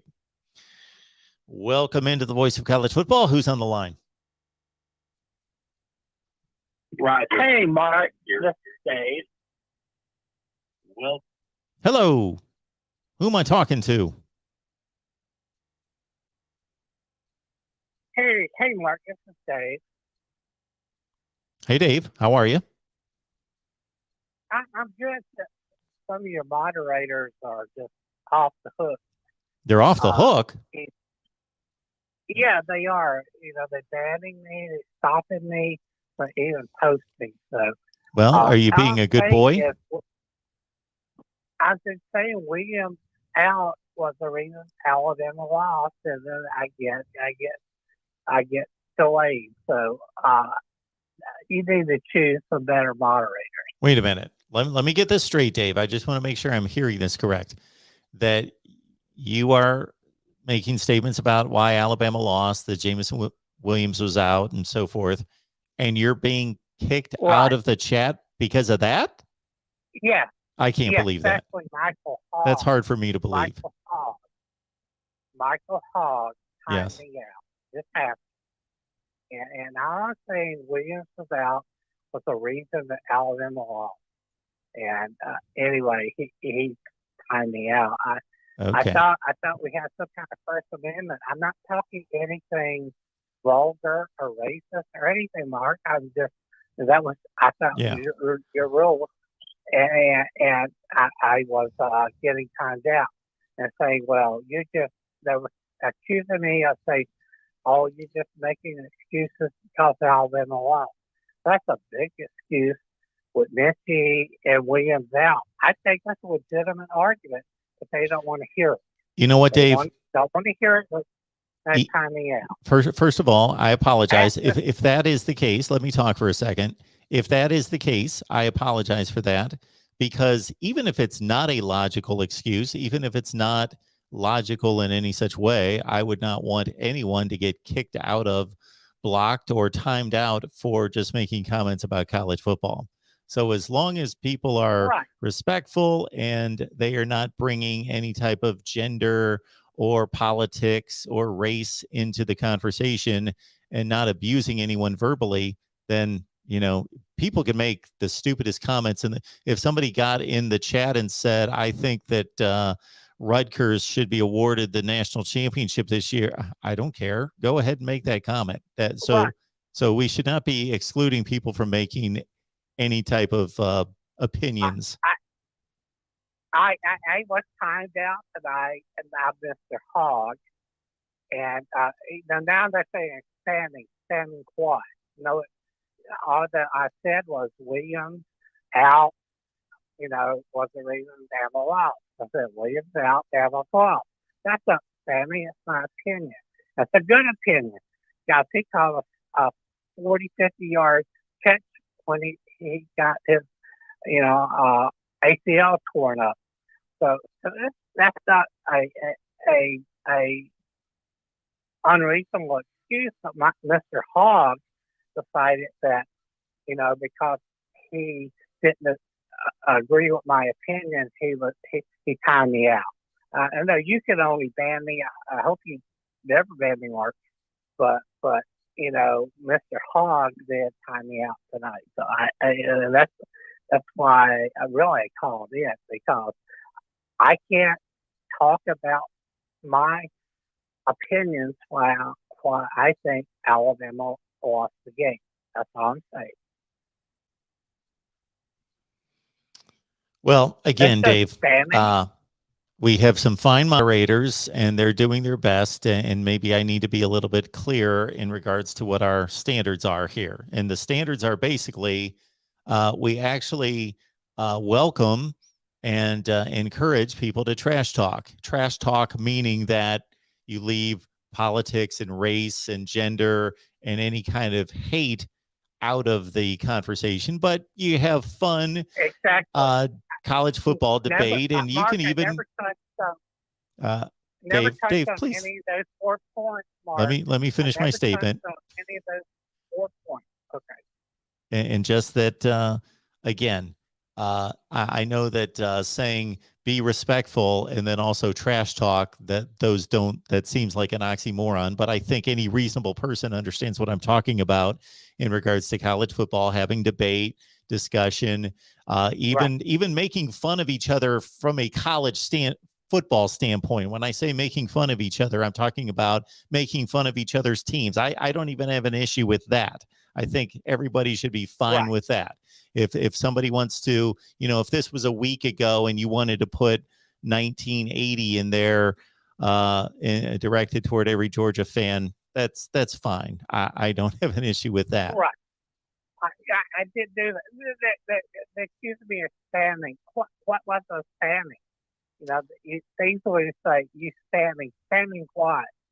I'm just saying, I'm giving reasons why I think Georgia won the game. And Okay, Alabama Dave. lost the game. That's not spamming. All right. So going forward right now, we're going to forget what's happened. And if you have any other questions or comments for me, we got you on the line here.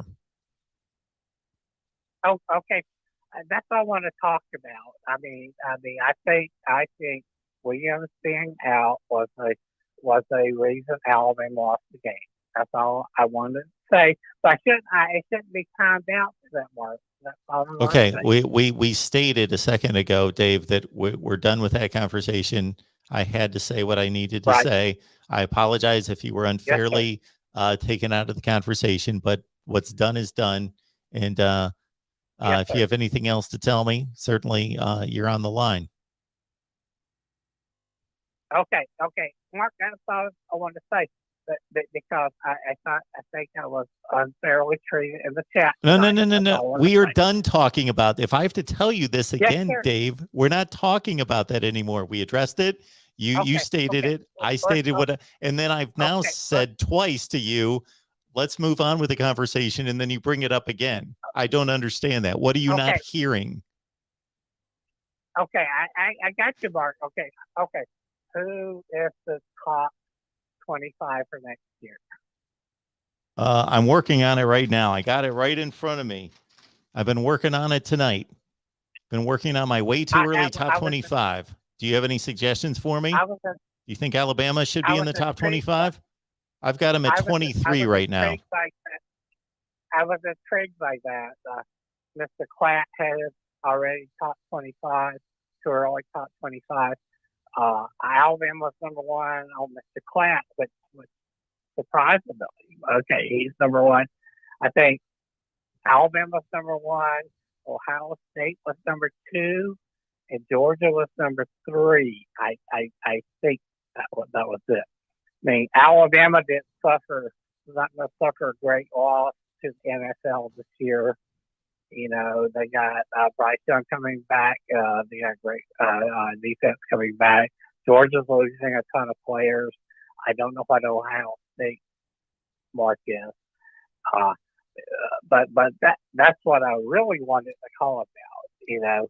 And also, as your headline said, I think tonight Joe Burrow had a great game. Mac Jones have a great game, but the Bengals really dominated the game. See, Mark just okay. I just want to say, people accuse me of spamming, but anyway, I think Cincinnati had a great game tonight, and Mac Jones had a good game tonight. Who do you think the rookie of the year in the NFL will be? The rookie of the year in the NFL? I don't know. Right. I don't follow the NFL that closely anymore. I still love the NFL. I still love to watch the games, but I don't follow it. I don't read about it. I just don't have time. I'm doing this constantly. So I turn on the games on Sunday afternoon, and I either sit there and just am glued in and watch them, but typically I'm doing laundry and doing chores and working, doing all this. So I'm not locked in on the NFL. I do. This was 20 years ago. I could tell you anything about the NFL you wanted to know. But I know Devontae Smith is having a great year, right? Yeah, Philadelphia and Jalen Hurts. We'll see what they do tomorrow, but we'll see. Your headline says Joe Burrow, Mac Jones, and I thought that was interesting anyway. Yeah. But anyway, we'll see what happens in NFL. I saw college football 95% of the time, and NFL probably 5% of the time. I was just caught by your headlines. I was trying to engage on that. But anyway, Mark, thanks for your concern, and thanks for your what you do on this channel, and this year and next year, I just hope that you continue and you will continue to do a great service for us. But that's out for me. I will do my best, Dave. You can count on that. Thanks for the call, Thank Dave. you, sir. All right. Bye-bye. All right. We have excellent moderators, headed up by Cheryl, of course, who does an outstanding job. She is the patience of Job. So Cheryl is here for me all the time, and I hope she knows. I know she knows that I appreciate it, and also knows that she's not obligated to be here. That's for sure. But she's here doing a great job. And if there was a miscommunication there, I certainly apologize to Dave. But at the same time, as some people are telling me, Dave might have been spamming. So if that's the case, we'll find that out. And we will certainly, as I just let Dave know, what the parameters are here at the Voice of College Football. So Uncle Rico, thank you so much for that comment there. And I read all the super chats, unless there's anything in there inappropriate. Davey was spamming. I seen it. Improper grammar there, Uncle Rico, but we'll let that slide. So Uncle Rico saw the spamming by Dave. So Dave, should I believe you? Should I believe you? Can we be clear on what the parameters, what the boundaries are here in the live chat? That we should all just have fun talking college football, and we can make fun of each other. And when I say make fun of each other, again, talking about making fun of each other's college football teams, not making fun of people's looks or anything else that I've seen from time to time. Not talking about that.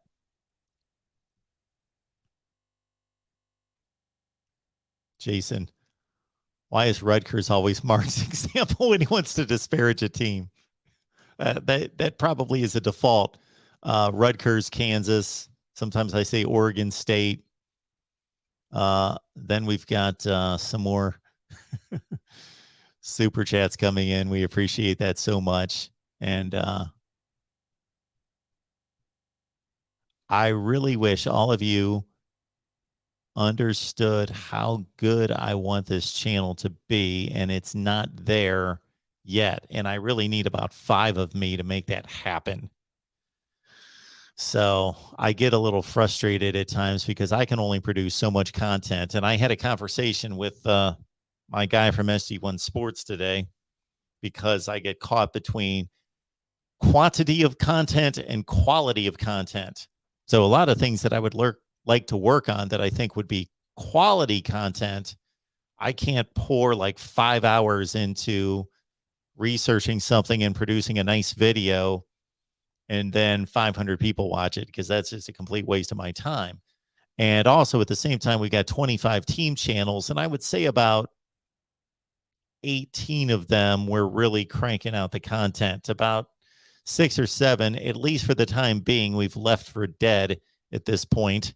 So sorry, Wisconsin fans, North Carolina, and a few other teams, but we have delivered on the other channels. And just to keep up with this insane pace of recruiting and transfer portal news and coaching changes and just everything to deliver content on these 25 team channels, I can't really deliver the content at the grade, at the quality that I would like to. Some of these breakdowns that I do that you guys see, where during leading into the playoffs, I delivered, a breakdown of Georgia versus Michigan by the numbers and those sorts of videos. And then I put up graphics. Those graphics, I understand they suck, but at least they're plain, they're clear. I organize them. They present the information, but they don't look good. So I would like to purchase a graphics package, but then that's a whole learning curve in terms of working with the graphics package and so forth. But and then that takes away from the content. So it's a vicious cycle. And I've also got a project that I'm working on that I hope to unveil to all of you, let's say in the next 3 to 4 months.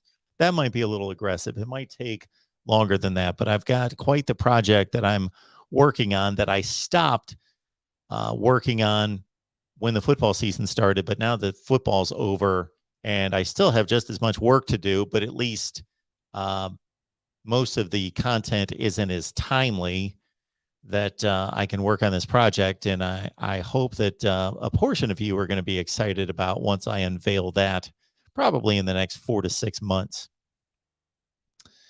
But Kyle, we appreciate it. Thank you so much for that. Hell, Mark Rogers, here's another. You know what I would like to have from you, Kyle, and the super chats are phenomenal. Thank you so much for the contributions. Man, I could use some cryptocurrency tips. That's what I would like you to send me, Kyle. Some crypto tips. My last year in investing has been a disaster. All right, but 2020 was really good, so I can't. Mark, just get rid of the chat.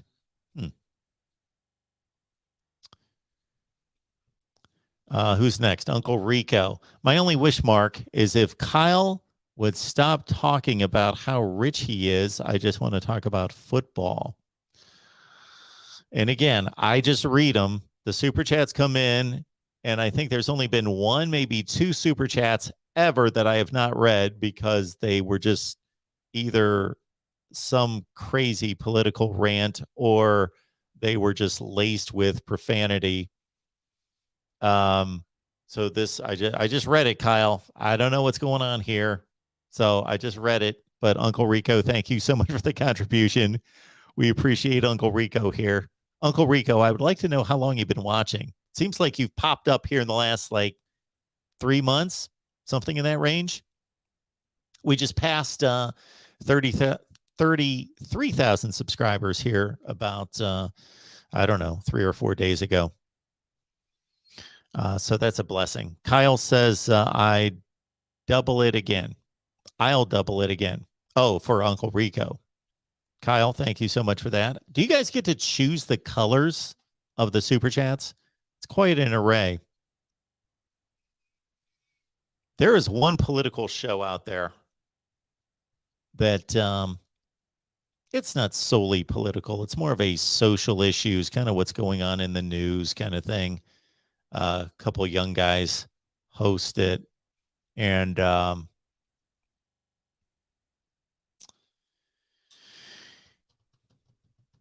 why did I bring that up? Oh my goodness. They've got they don't have 150 people online like I do right now, 118. They have 20,000 people watching them, and they're super. I cannot imagine how much money these dudes are making on their YouTube channel, which is good for them. Anytime I make a statement like that, I'm all for it, unless they were jerks. But between the advertising from a video that gets 100,000 views on YouTube, as opposed to my typical video, I'm around maybe 2,500. And then to see the super chats roll in, the thing just looks like a pinball machine lighting up. All right. Thank you so much, everyone who contributed tonight. We appreciate it. All right. We've got 3 callers on the line. Let's take these 3 calls and call it a night. Welcome into the Voice of College Football. Who's on the line? Hey, Marcus, George. I'm reading your chat. I'm having a hard time. Hi, how you doing, Mark? I'm good. How are you? You're reading my chat, and what? I'm reading your chat. It's a subculture all unto itself. Yes, it is. God, it's better than listening to me. Anyway, it's been fun. Hey, this guy Kyle Pickett, yes. I had never once heard him brag about anything, make fun of anybody. I've never seen him be untoward in any way to anybody. He's just funny because he makes $100 chat contributions, or what do you call it, super chat. I will certainly accept them. Right. And that other guy's cool too, Uncle Rico. I have no idea what they're talking about other than that, but I like them both. Oh, yeah. Traveling Fools. They're my guys, just like you. Oh, my God. I've only been with you for maybe 5 years or something. How long have you been on? 10? But anyways, whatever it is, there's new people that have come on. We see them every time in the last years. You know what the truth is? YouTube is suppressing you. I bet you have 750,000 followers, but they just won't let you see it. They're watching you, but how do you know? They don't. You get it? It's a computer. Never mind. Well, it's funny you say that, George, because sometimes I'll get in a conversation with somebody, like the last couple of people that I've brought on here as guests, and I've never heard of them. I just don't follow too many people, but they've just made a comment that everybody knows who you are. Everybody that's connected to college football in any way knows who you are. And I'm like, what? Doesn't really appear that way. Right. I think I know how to fix this. Everybody loves snacks while they watch football, right? You can eat Crystal hamburgers or have a barbecue or whatever, but we all love chomping on pistachios, cashews, salted peanuts, boiled peanuts, whatever. I know how we can do this. You don't need a sponsor. Get together with that guy, Steve Deese from Michigan Podcast. Yeah. You know, the Michigan guy? Sure. And then you and him go in and go get some peanut company to put your name on the can and sell your own line of peanuts called Deese Nuts. DEACE nuts, right? Yeah. So it's just for football fans of all kinds. So he's Deese a Michigan nuts. guy. So like Michigan fans are going to buy that, but like Ohio State fans are going to buy it. Everybody's going to buy it. Florida fans, I don't know about that. Every fan, Florida, USC, Oregon, everybody likes saying these nuts. They'd be like, here. It's his name. It's legal. It's not like you're saying some cuss word or something. Well, it's actually pronounced Dace. It's Steve Dace. Works for me. I was wondering until I got to the whole, until I put together the Deese nuts. I was wondering why you're promoting him rather than putting my face and my name on the can of cashews. No, you both go in it and start the business, but that business is going to be your sponsor. You both get like $4 a can royalties off each can. It'll work great. Okay. All right. I was just trying to help. I hope to have I appreciate it. And I hope to have some merchandise available this week. We're still working through some odds and ends. What's on your mind, George? Good. My most recent ex-wife, it's been like 15, 20 years. How many have you had? When I married her, 2. Oh, okay. Okay. Thought you were going to say like 7. Yeah. Right. You just sidetracked me, but listen to this. This is true. I begged this Dutch dairy farmer for a milker's job, to be a milker, when I was like in my 30s, like 35 or something. Do you know why? And he finally hired me after 6 weeks, and he'd go into his house every day saying, please hire me. He hired me. You know why I did that? Why, George? You're supposed to say why. Because I was married to this girl I was about to tell you about, how she was the state fair champion every year for spinning and weaving and knitting. Perfect woman. But she was crazy, right?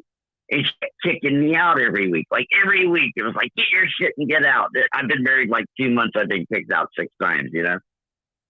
And I went to that dairy farmer and begged for that job, because when you're a milker on a dairy, you get a free house, free beef, free milk, and $500 or $600 a week. You get it? Free garbage, free car repair. It's heaven. And I knew this. So I'm living in Portland, Oregon. I drove 25 miles out of town, and I forced that guy to give me a job. I worked there for 5 years. I'm like, you're not taking my home away. Like when you tell me to get out next time, I'm going somewhere back to my job at the dairy with my free house, free everything. You know? George, why don't you have a YouTube channel? Let's do that. We can start it after hours when you're supposed to be sleeping. I got enough to do.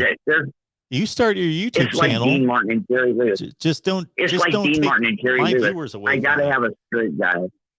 I gotta have a straight guy on the side. It can't be all me. I don't think I can keep up with you, George. It could be called Inside the Mind of George, hypothetically speaking, something like that. Anyway, that guy Grun was talking to me. You know Grun? You seen that name? Oh yeah, it's been a while. It's GR. Right. He was talking to me in the chat about something, and it made me want to tell the story. And it's honest God truth because you can't make it up. I got out of the Air Force in 2 years, but I had a 4-year commitment. You follow me? They let me out 2 years early with a perfect A rating, honorable discharge, because I was an officers club manager and I knew all the officers, and I told them what I want and they just snapped their fingers and I got it, you know? But I went to a small Florida town. It was 1980. And Mark, I can prove it because it's only 2020. It was only 40 years ago. People are still alive to tell you, right? The black people could not eat inside the restaurant. And I didn't know this world existed. And I'm not saying it was bad. That everybody seemed happy, you know? That my first customer came to my back door and asked for food to go. And I said, what are you doing at my back door? Come around to the front. And they said, we don't do that here. Mark, this was 1980. Wow, that's you sad. get it? I don't think it's sad, Mark. It's just the way it was. Nobody was unhappy or complaining or feeling prejudiced against in that town. It was just the way it was. Now, all the black people lived on one side of the railroad track. They had all their own businesses and clubs they went to. The other white people on the other side went to their Baptist churches. But they were all friends 24 hours a day, 7 days a week. As they interfaced with each other, that these fucking restaurants kept this tradition alive since the Civil freaking War. It was famous. It's a famous town in Florida. The one restaurant is, I don't want to tell you the name. I think it's still there. And I'm like, what the fuck? But anyway, I told that old lady, I said, if you come around to the front, I'll give you the coffee for free. And she came in. And then everybody came in. And I changed the whole freaking town by accident. Isn't that great? Just, it was, meant to be.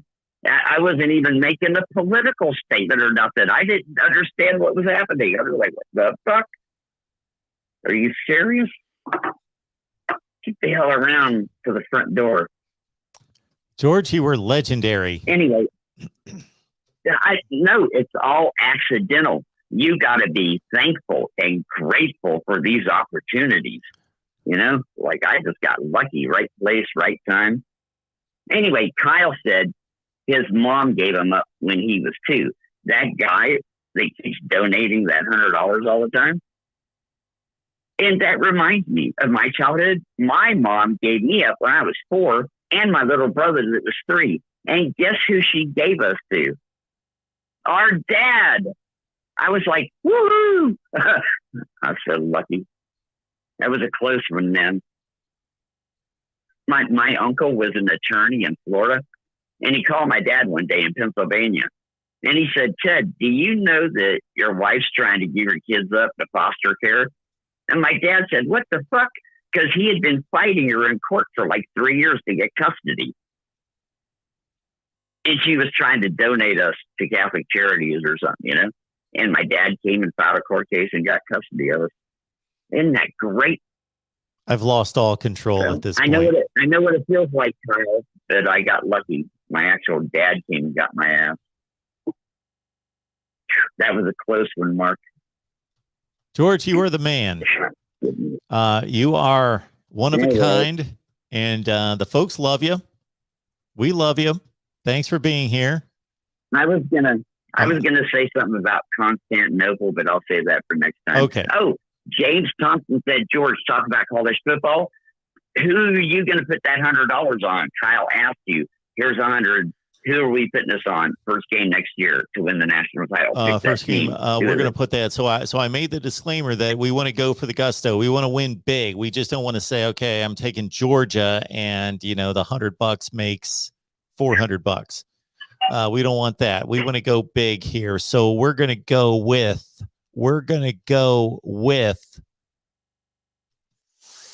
Give me a second. Give me a second. You'll love this one, George. Take your time. Miami. Miami's All going to right. win the national championship. We're going to put it on Miami. I didn't see that one coming. What's next? There it is. There's your Who are answer. they playing for the title? Oh, Who I are they gotta playing for the pick who they're title? playing for the title. They're Right. they're playing. They're probably going to play Alabama or Georgia. Or Ohio State. There you go. Good night, George. Georgia. Thanks really for calling. Good. All right. Love you guys. Bye. Two more. Here we go. Let's finish strong here, folks. Welcome into the voice of college Hey, Mark, football. how you Who's on doing the tonight, line? sir? I'm good. Who am I talking How to? you doing, sir? Is this Michael? You should know who this guy is. Yes, it is. Well, I still would like people to let me know. See, we're going to test something I out was with you, going to. Michael. Michael, let's test something out with Okay. you. In that I would All right. like to have a banner on the screen anytime somebody calls that says, on the phone, Michael from Indiana, for example, or Michael from Indianapolis or whatever. So are you in Indiana right now, Michael? Yes, I am. Okay. So what do you got for me today? All right. First thing first, I wanted to talk about the deal Dave was. I didn't have an issue with him saying that. It's just when he kept repeating it over and over and over again. That's why I timed it out, because that's considered a statement, if I'm not mistaken. Yeah, I can When understand Dave that. called earlier talking about that, that's what the issue was. That's why I timed him out. I don't have no issue with him saying that, because that's his team and I should respect him for it. It's just when you say it over and over again. Second thing, I know those articles I emailed you or sent to you a couple weeks ago were from a few years ago. Did you get a chance to read them, or is that like low on the totem pole list? No. You're not low on the totem pole, Michael. I apologize. I don't want to make the excuse that I got so much to do and all this other business, because I asked for people to submit articles, and you have been so kind to do that. And I actually was on my little short list today to get to your articles. So I am telling you right now, I am a man who makes very few promises, but I will read your articles tomorrow, Sunday. No rush, Mark. I was just saying. Another thing I wanted to say, congratulations to your football team winning their playoff game today. My football Cincinnati. team. Yeah, aren't you a Bengals fan? No, I'm not a Or were Bengals fan. when you was growing up? No. Oh, being from Ohio, I thought you were. No. I lived anyway, about 4 I hours knew away what- from Cincinnati and about 45 minutes away from Cleveland. Oh, so you was a Dogtown fan. I get it. No, I actually wasn't. So I grew up a Cowboys fan. I loved all my local Cleveland teams. I was a diehard, of course, Buckeyes fan and Indians fan. Those were my two teams. But with the NFL, I was a Cowboys fan. I can't explain why, but I became a Cowboys fan when I was a little kid. And then once they fired Tom Landry, I dropped him like a bad habit. Like a Just, hot, yeah. Yeah. Like a hot potato, done with the also- Cowboys. And I haven't really had, I'm technically a Browns fan, but it's not really in my heart. It's not a passion of mine. But if somebody asked me, yeah, I'm a Browns fan by default. Yep. That's just like one thing I was going to say, get back to you, because we talked about this a couple weeks ago about the quarterback for the Big Ten. And I thought about a lot about what you said about Sean Clifford. But you because I don't remember if he actually said why. But why is it you still have him you have C.J. Stroud 1, Sean Clifford 2, and then you have Aiden O'Connell number 3? I do? I said that? Yeah, because you said you thought Clifford was a little bit better than O'Connell was. Wait a minute. Okay. I'm not saying that you're wrong, and I vaguely remember the conversation, but I thought I had it framed up more that Stroud was one that I thought we had the conversation, Michael. And I would love to look at it. I'm not going to go through the logistics of trying to look it up, but it's obviously recorded and it's on the channel somewhere. That I thought I told you that it was a close call between Stroud and O'Connell, and I leaned towards Stroud, but I thought, and I remember exactly, I do remember making this comment to you that I wouldn't have an argument with anybody who said O'Connell was better. Like I would say, I don't agree with you, but I don't think you're crazy or stupid saying O'Connell's better than Stroud, but I would rate those two guys. And then I thought in another specific comment I remember making was that there was a group of quarterbacks, Michael Penix before he left the conference, Sean Clifford, Tanner Morgan. Let's see who else would be in that group. Peyton Thorne. There was a group of quarterbacks that I would have anywhere from 3 to 7 or 8, but I would tend to make Sean Clifford at the front of that group. Because my thing, I asked you this because I said, do you think Stroud and O'Connell is going to be the best two quarterbacks in the Big Ten? That's what it was. And I want to ask you about Connor Baselitz. How do you think he'll work out with IU next year? Oh, that's a great question. I've been impressed with him when he was at Missouri. I don't think there's anything outstanding about him, but I think he's a capable replacement. I don't believe that he's got the ceiling that Michael Penix does, but he might be a more consistent performer. And another thing I'm trying to figure out, because I haven't figured this out yet, but who is the backup for Graham Mertz in Wisconsin? Oh, because is this going to be a make or break year for him? Shoot, I can't think of his name. It's on the tip of my tongue. I can't remember his name. I was just wondering stuff like that. So do you still think, even though we're 7 months away from football and stuff, Wolf? Do you still think it's with? That's his last. Grant Wolf. I think so. Okay, that's what's familiar. But do you think it's still Wisconsin's division to win, or do you think this could be the year that Purdue gets it done and goes to Indianapolis to play Ohio State? Which I'm already predicted. Yeah, I don't think that it's any one. I don't look at that division as being as having one team that's decidedly better than everybody else. I think Minnesota might have a slight down year. I think they're going to pull back a little bit. I think that they're really going to miss all those offensive linemen that were so strong in pushing that running game that, but Tanner Morgan's back. I haven't really looked at the defense. I think between Purdue, Wisconsin, and Iowa, I think it's going to be a Wisconsin-Purdue. I think Iowa's going to be in the fight, but I think they're also going to possibly take a step back, although just about everybody for Iowa who could have declared for the NFL draft, just about everybody has decided to come back. Then, like I said, I'm trying to figure out who's going to replace Petrus or Iowa for Kirk Ferentz next year. Dude, I just seen something out where he just signed another 7-year extension. Yes. For Iowa. Yes. Wow. Anyway, all right. And don't hold me to this, Michael, but we hope to deliver a position rankings for every position in the Big Ten. We hope to get to that. If that's that project, I can't wait to. But what are you going to start digesting and breaking down the schedule? Well, we'll need to do that too. That's a great question as well. We can do that at any time. What's on my plate right now is that tomorrow or the next day I'll release way too early top 25, and then I'm going to go through all the 2021 scores, and I'm going to rank the conferences, and I'm going to go through all the non-conference games and do that, and then we'll have to dive into a lot of these other things that you're bringing up. Yeah. Oh, one other thing. Yeah. The project. I'm not sure if that's part of the conference projection or not, but how you think with the team? What was it called? You did it where you predicted teams' records, where you think they'll finish last season, and where they actually finished at.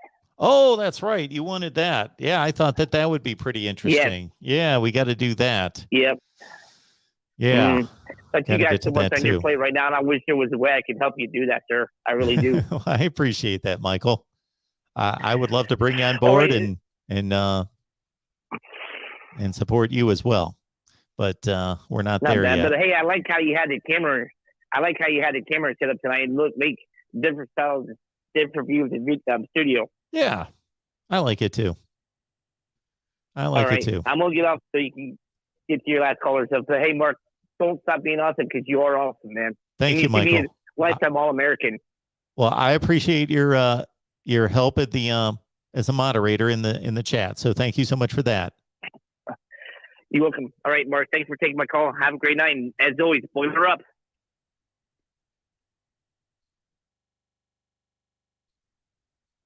Our guy Michael on the line, and I would be so happy for Michael to see Purdue play in the Big Ten championship game next year. That would be fun. All right, welcome into the Voice of College Football. Who's on the line? Hi, Mark. This is Ian from Akron, Ohio. Ian from Akron, near and dear to my heart. Yes, I'm a fellow graduate of Kent State University, as you are, sir. Probably a few years after me, I'm guessing. Just a few. Yeah, just a few. Yeah, so Julian Edelman was a junior when I entered. Yeah, so he was a big deal, the quarterback. Sure. Let me think about this. So Edelman, he had maybe a 10 or 11-year career in the NFL, and he just wrapped it up here the last year or two. So that might have been like, what are we talking, like 2008, in that range? So, yeah, he was drafted, I want to say 09 was his draft year. So his senior year would have been 08, from my understanding, right? Okay. Do you think Julian Edelman should be elected to the Pro Football Hall of Fame? I mean, I don't get into those kind of debates too much because hey, was he on a dynasty type of NFL team? Yes. Was he a contributor? Yes. Was he great to watch? Yes. So I wouldn't say no to that, but I mean, he's not Terrell Owens. He's not that kind of receiver. Sure. But I think that, we all know who he is in that kind of context. It was just, as a kid going into Kent State, and I remember just big billboard of Julian Edelman and being like, who is that guy? Like, I'm just a kid. And then you see him, and then you watch him play, and he's dynamic. And then you don't know what's going to happen to him, and he gets drafted as a wide receiver. And then he gets to play with Tom Brady and do all those things. Like, that's why football or any athletics is so amazing. Football is more amazing because a Kent State quarterback gets drafted as a wide receiver. You might never hear from him again, but what does he do? He goes and plays, and he's one of the go-to guys for Tom Brady, But, Mark, I love your show, and I'm not saying that lightheartedly. I found you at the beginning of this season, this college football season, watched a lot of shows like with analysts, just trying to find that thing on the way driving to work or driving home from work or when I'm walking around the house. And what I find is you don't always have 3 hours to sit, but I will watch the show when it's live. I'll watch the show the next day or during the day when it's not live. And I think I speak for everyone when I say that you're not just a sports analyst or a college football analyst for us. You help everybody every day that comes in here, and we love it so much because I look forward to hearing Mark Rogers' voice. I look forward to hearing the call in. I want to sit with you and Willie and George and Chris, and we'll talk about a 3-team playoff. But in all actuality, Mark, I know I'm your last caller for the night, so I don't want to go into too many things right now because we can talk about the playoffs. We can talk about the entire landscape of college football, but you don't sleep. And, I need to get some sleep. But I want to tell you how much I love your show and how much I support it. and how much we need it and how organic it is. The only thing I wanted to touch on for a second is you were speaking about quality versus quantity earlier, and I'm not going to tell you how to do your life or anything or run your life or your show. And I understand why you have so much quantity, and that's what keeps us coming, because like nobody else does it like you, man. But for the quality, like you said, you need to take the time for it, and you want writers, and you're going to build your brand, and that's all I think all of us want for you, right? And you want for yourself. I'd love to write for you, man. I'd love to somehow contribute to your content, because you have the greatest content. I watch RJ Young and I watch Josh Tate, and they have studios. They work for 247 and they work for Fox. But I don't want to watch them more than you, man. I want to hear you. I want to hear your callers. It's organic. It's real. And it's the best show I've ever. I'm so glad that I found it. The best show I've ever seen.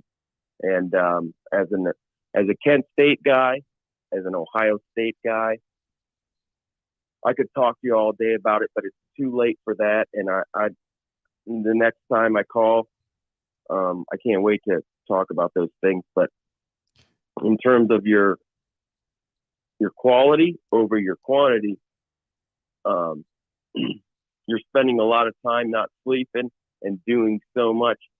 You can find that, man. And I'm not going to tell you how to do it. It's going to come to you because you deserve it, and you're doing a great job, and all of us love you for it so much, man. Wow. Ian, you made my day.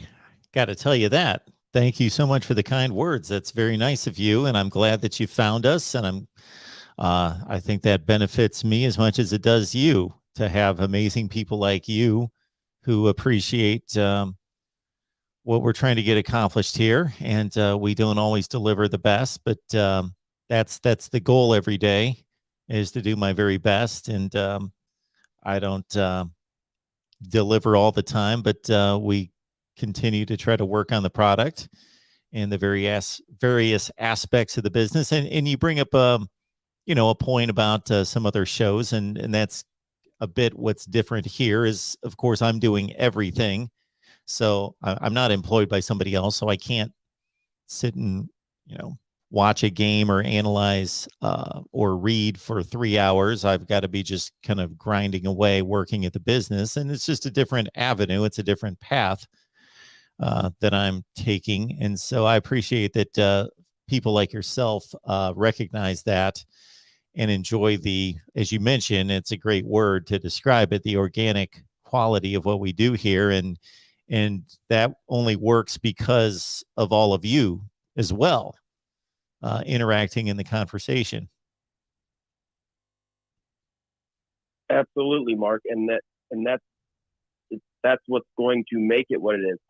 I have seen people say on other analyst shows in the comment section, "This is a great show, but you know what is better, or what do you need to check out?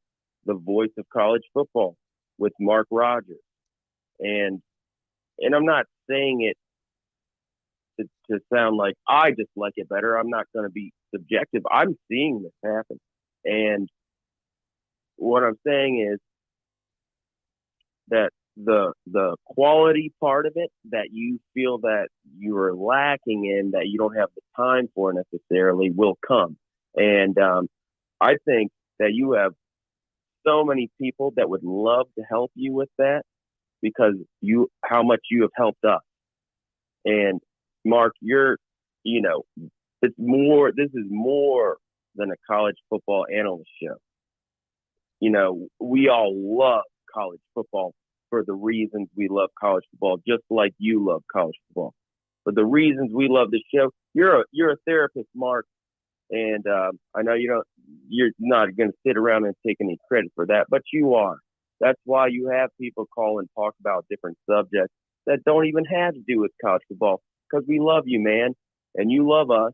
And I walk around my house, cleaning the house, doing the dishes on a Saturday morning, waiting to hear from Mark Rogers. And the Sunday morning when church got canceled, hey, man, I was having a cup of coffee, and I was surprised by that. But you know how much I love that, how much that started my day? And that's what you do for us. And that's what we want to do for you, man. And so that quality part of it, I'm sure you have way more people than you would ever realize that will help that keep going. And I know that you took a leap of faith and a large risk walking away from, a great career.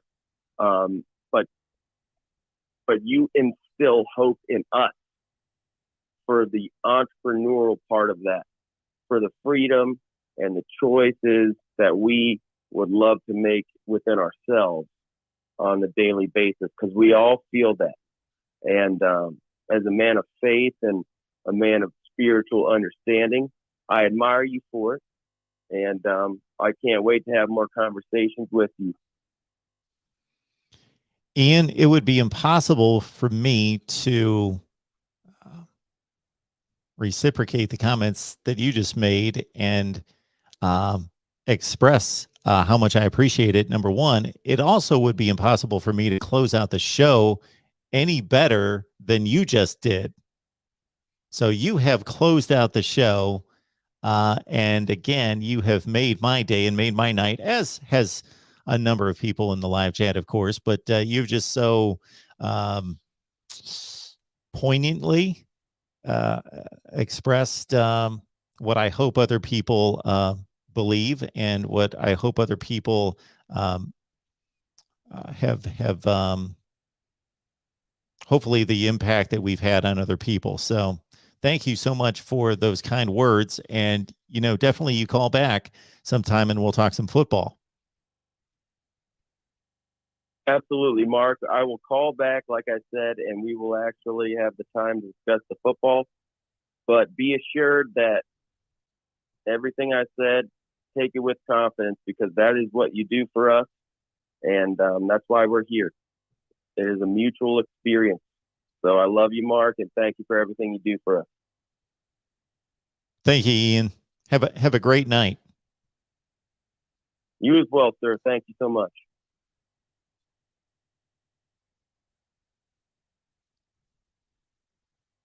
All right. So that has wrapped up the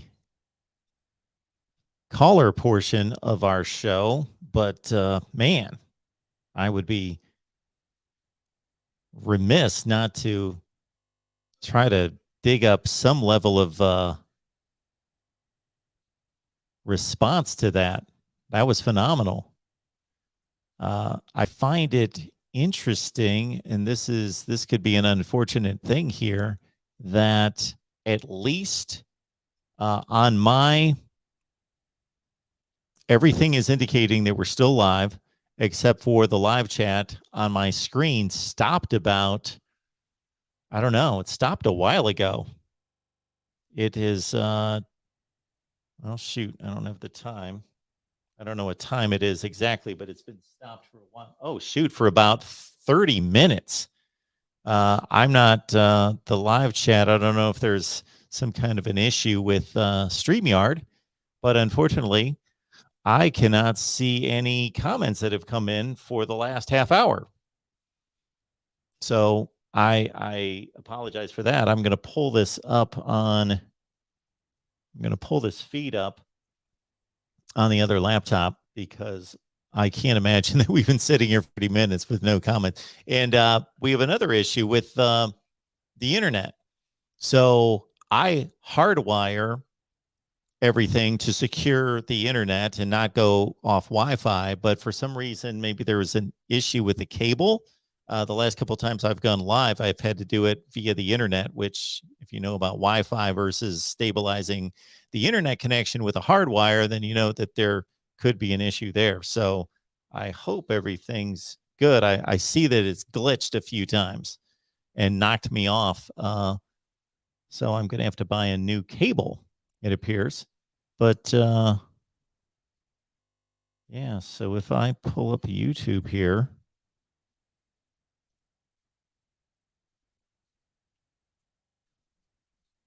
this is very odd.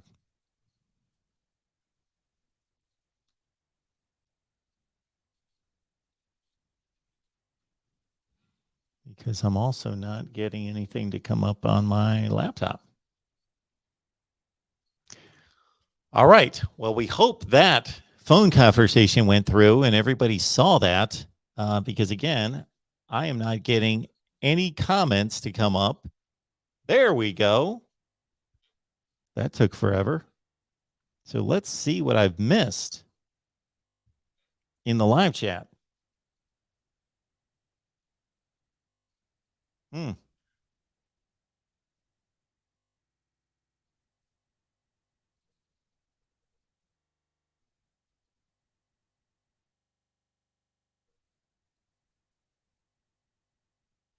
Okay. Now I can see your comments on here. So you guys are obviously, we've got some, there we go. So I'm watching the 10-second delay here and starting to see some of your comments because it's frozen here. So I've missed everything in the last half hour. George, unfortunately, you're not on hold. I have shut down. I guess I could take another call. So why not? Man, that was so eloquently summed up and our show put to rest by Ian. Yeah, I didn't want to take any I'm other here, Mark. calls. Yes, George. Why are you calling? No, I'm What here, happened? Mark. It was Uncle Rico. Uncle Rico said if only George would call again, it would be the perfect end of the perfect show. We had the perfect ending. We had the perfect ending. And now I've got another call behind you. Ending.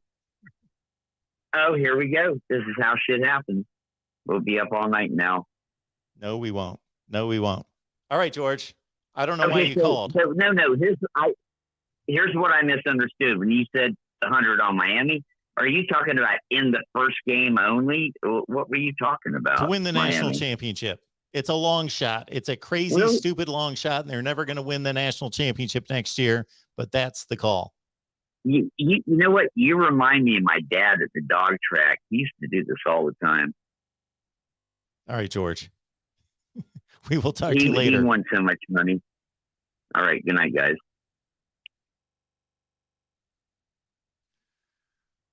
And now that eloquent ending that Ian delivered has been ruined by me, not by George. I'm not blaming George. I took the call. Plus, we just had the internet glitches, and I couldn't figure out what was going on with the chat.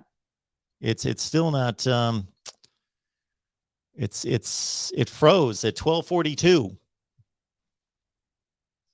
So let's take this last call. I hate that somebody's waiting and then they've called in. So one more call. Who's on the line? Going once? Going twice? Going three times? Hello? All right.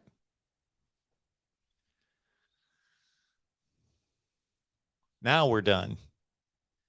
Now we are done for the night. So will I be back tomorrow? I can't tell you one way or the other. I will make a great effort to try to figure out what my off-season schedule should look like in terms of these call-in shows. But I appreciate everybody having those notifications open so they can respond. You can respond to these impromptu call-in shows. So thank you so much for that. One of the issues is that we do 9 live streams to Miami, Florida State, Iowa, Nebraska, Michigan, Ohio State, Oklahoma,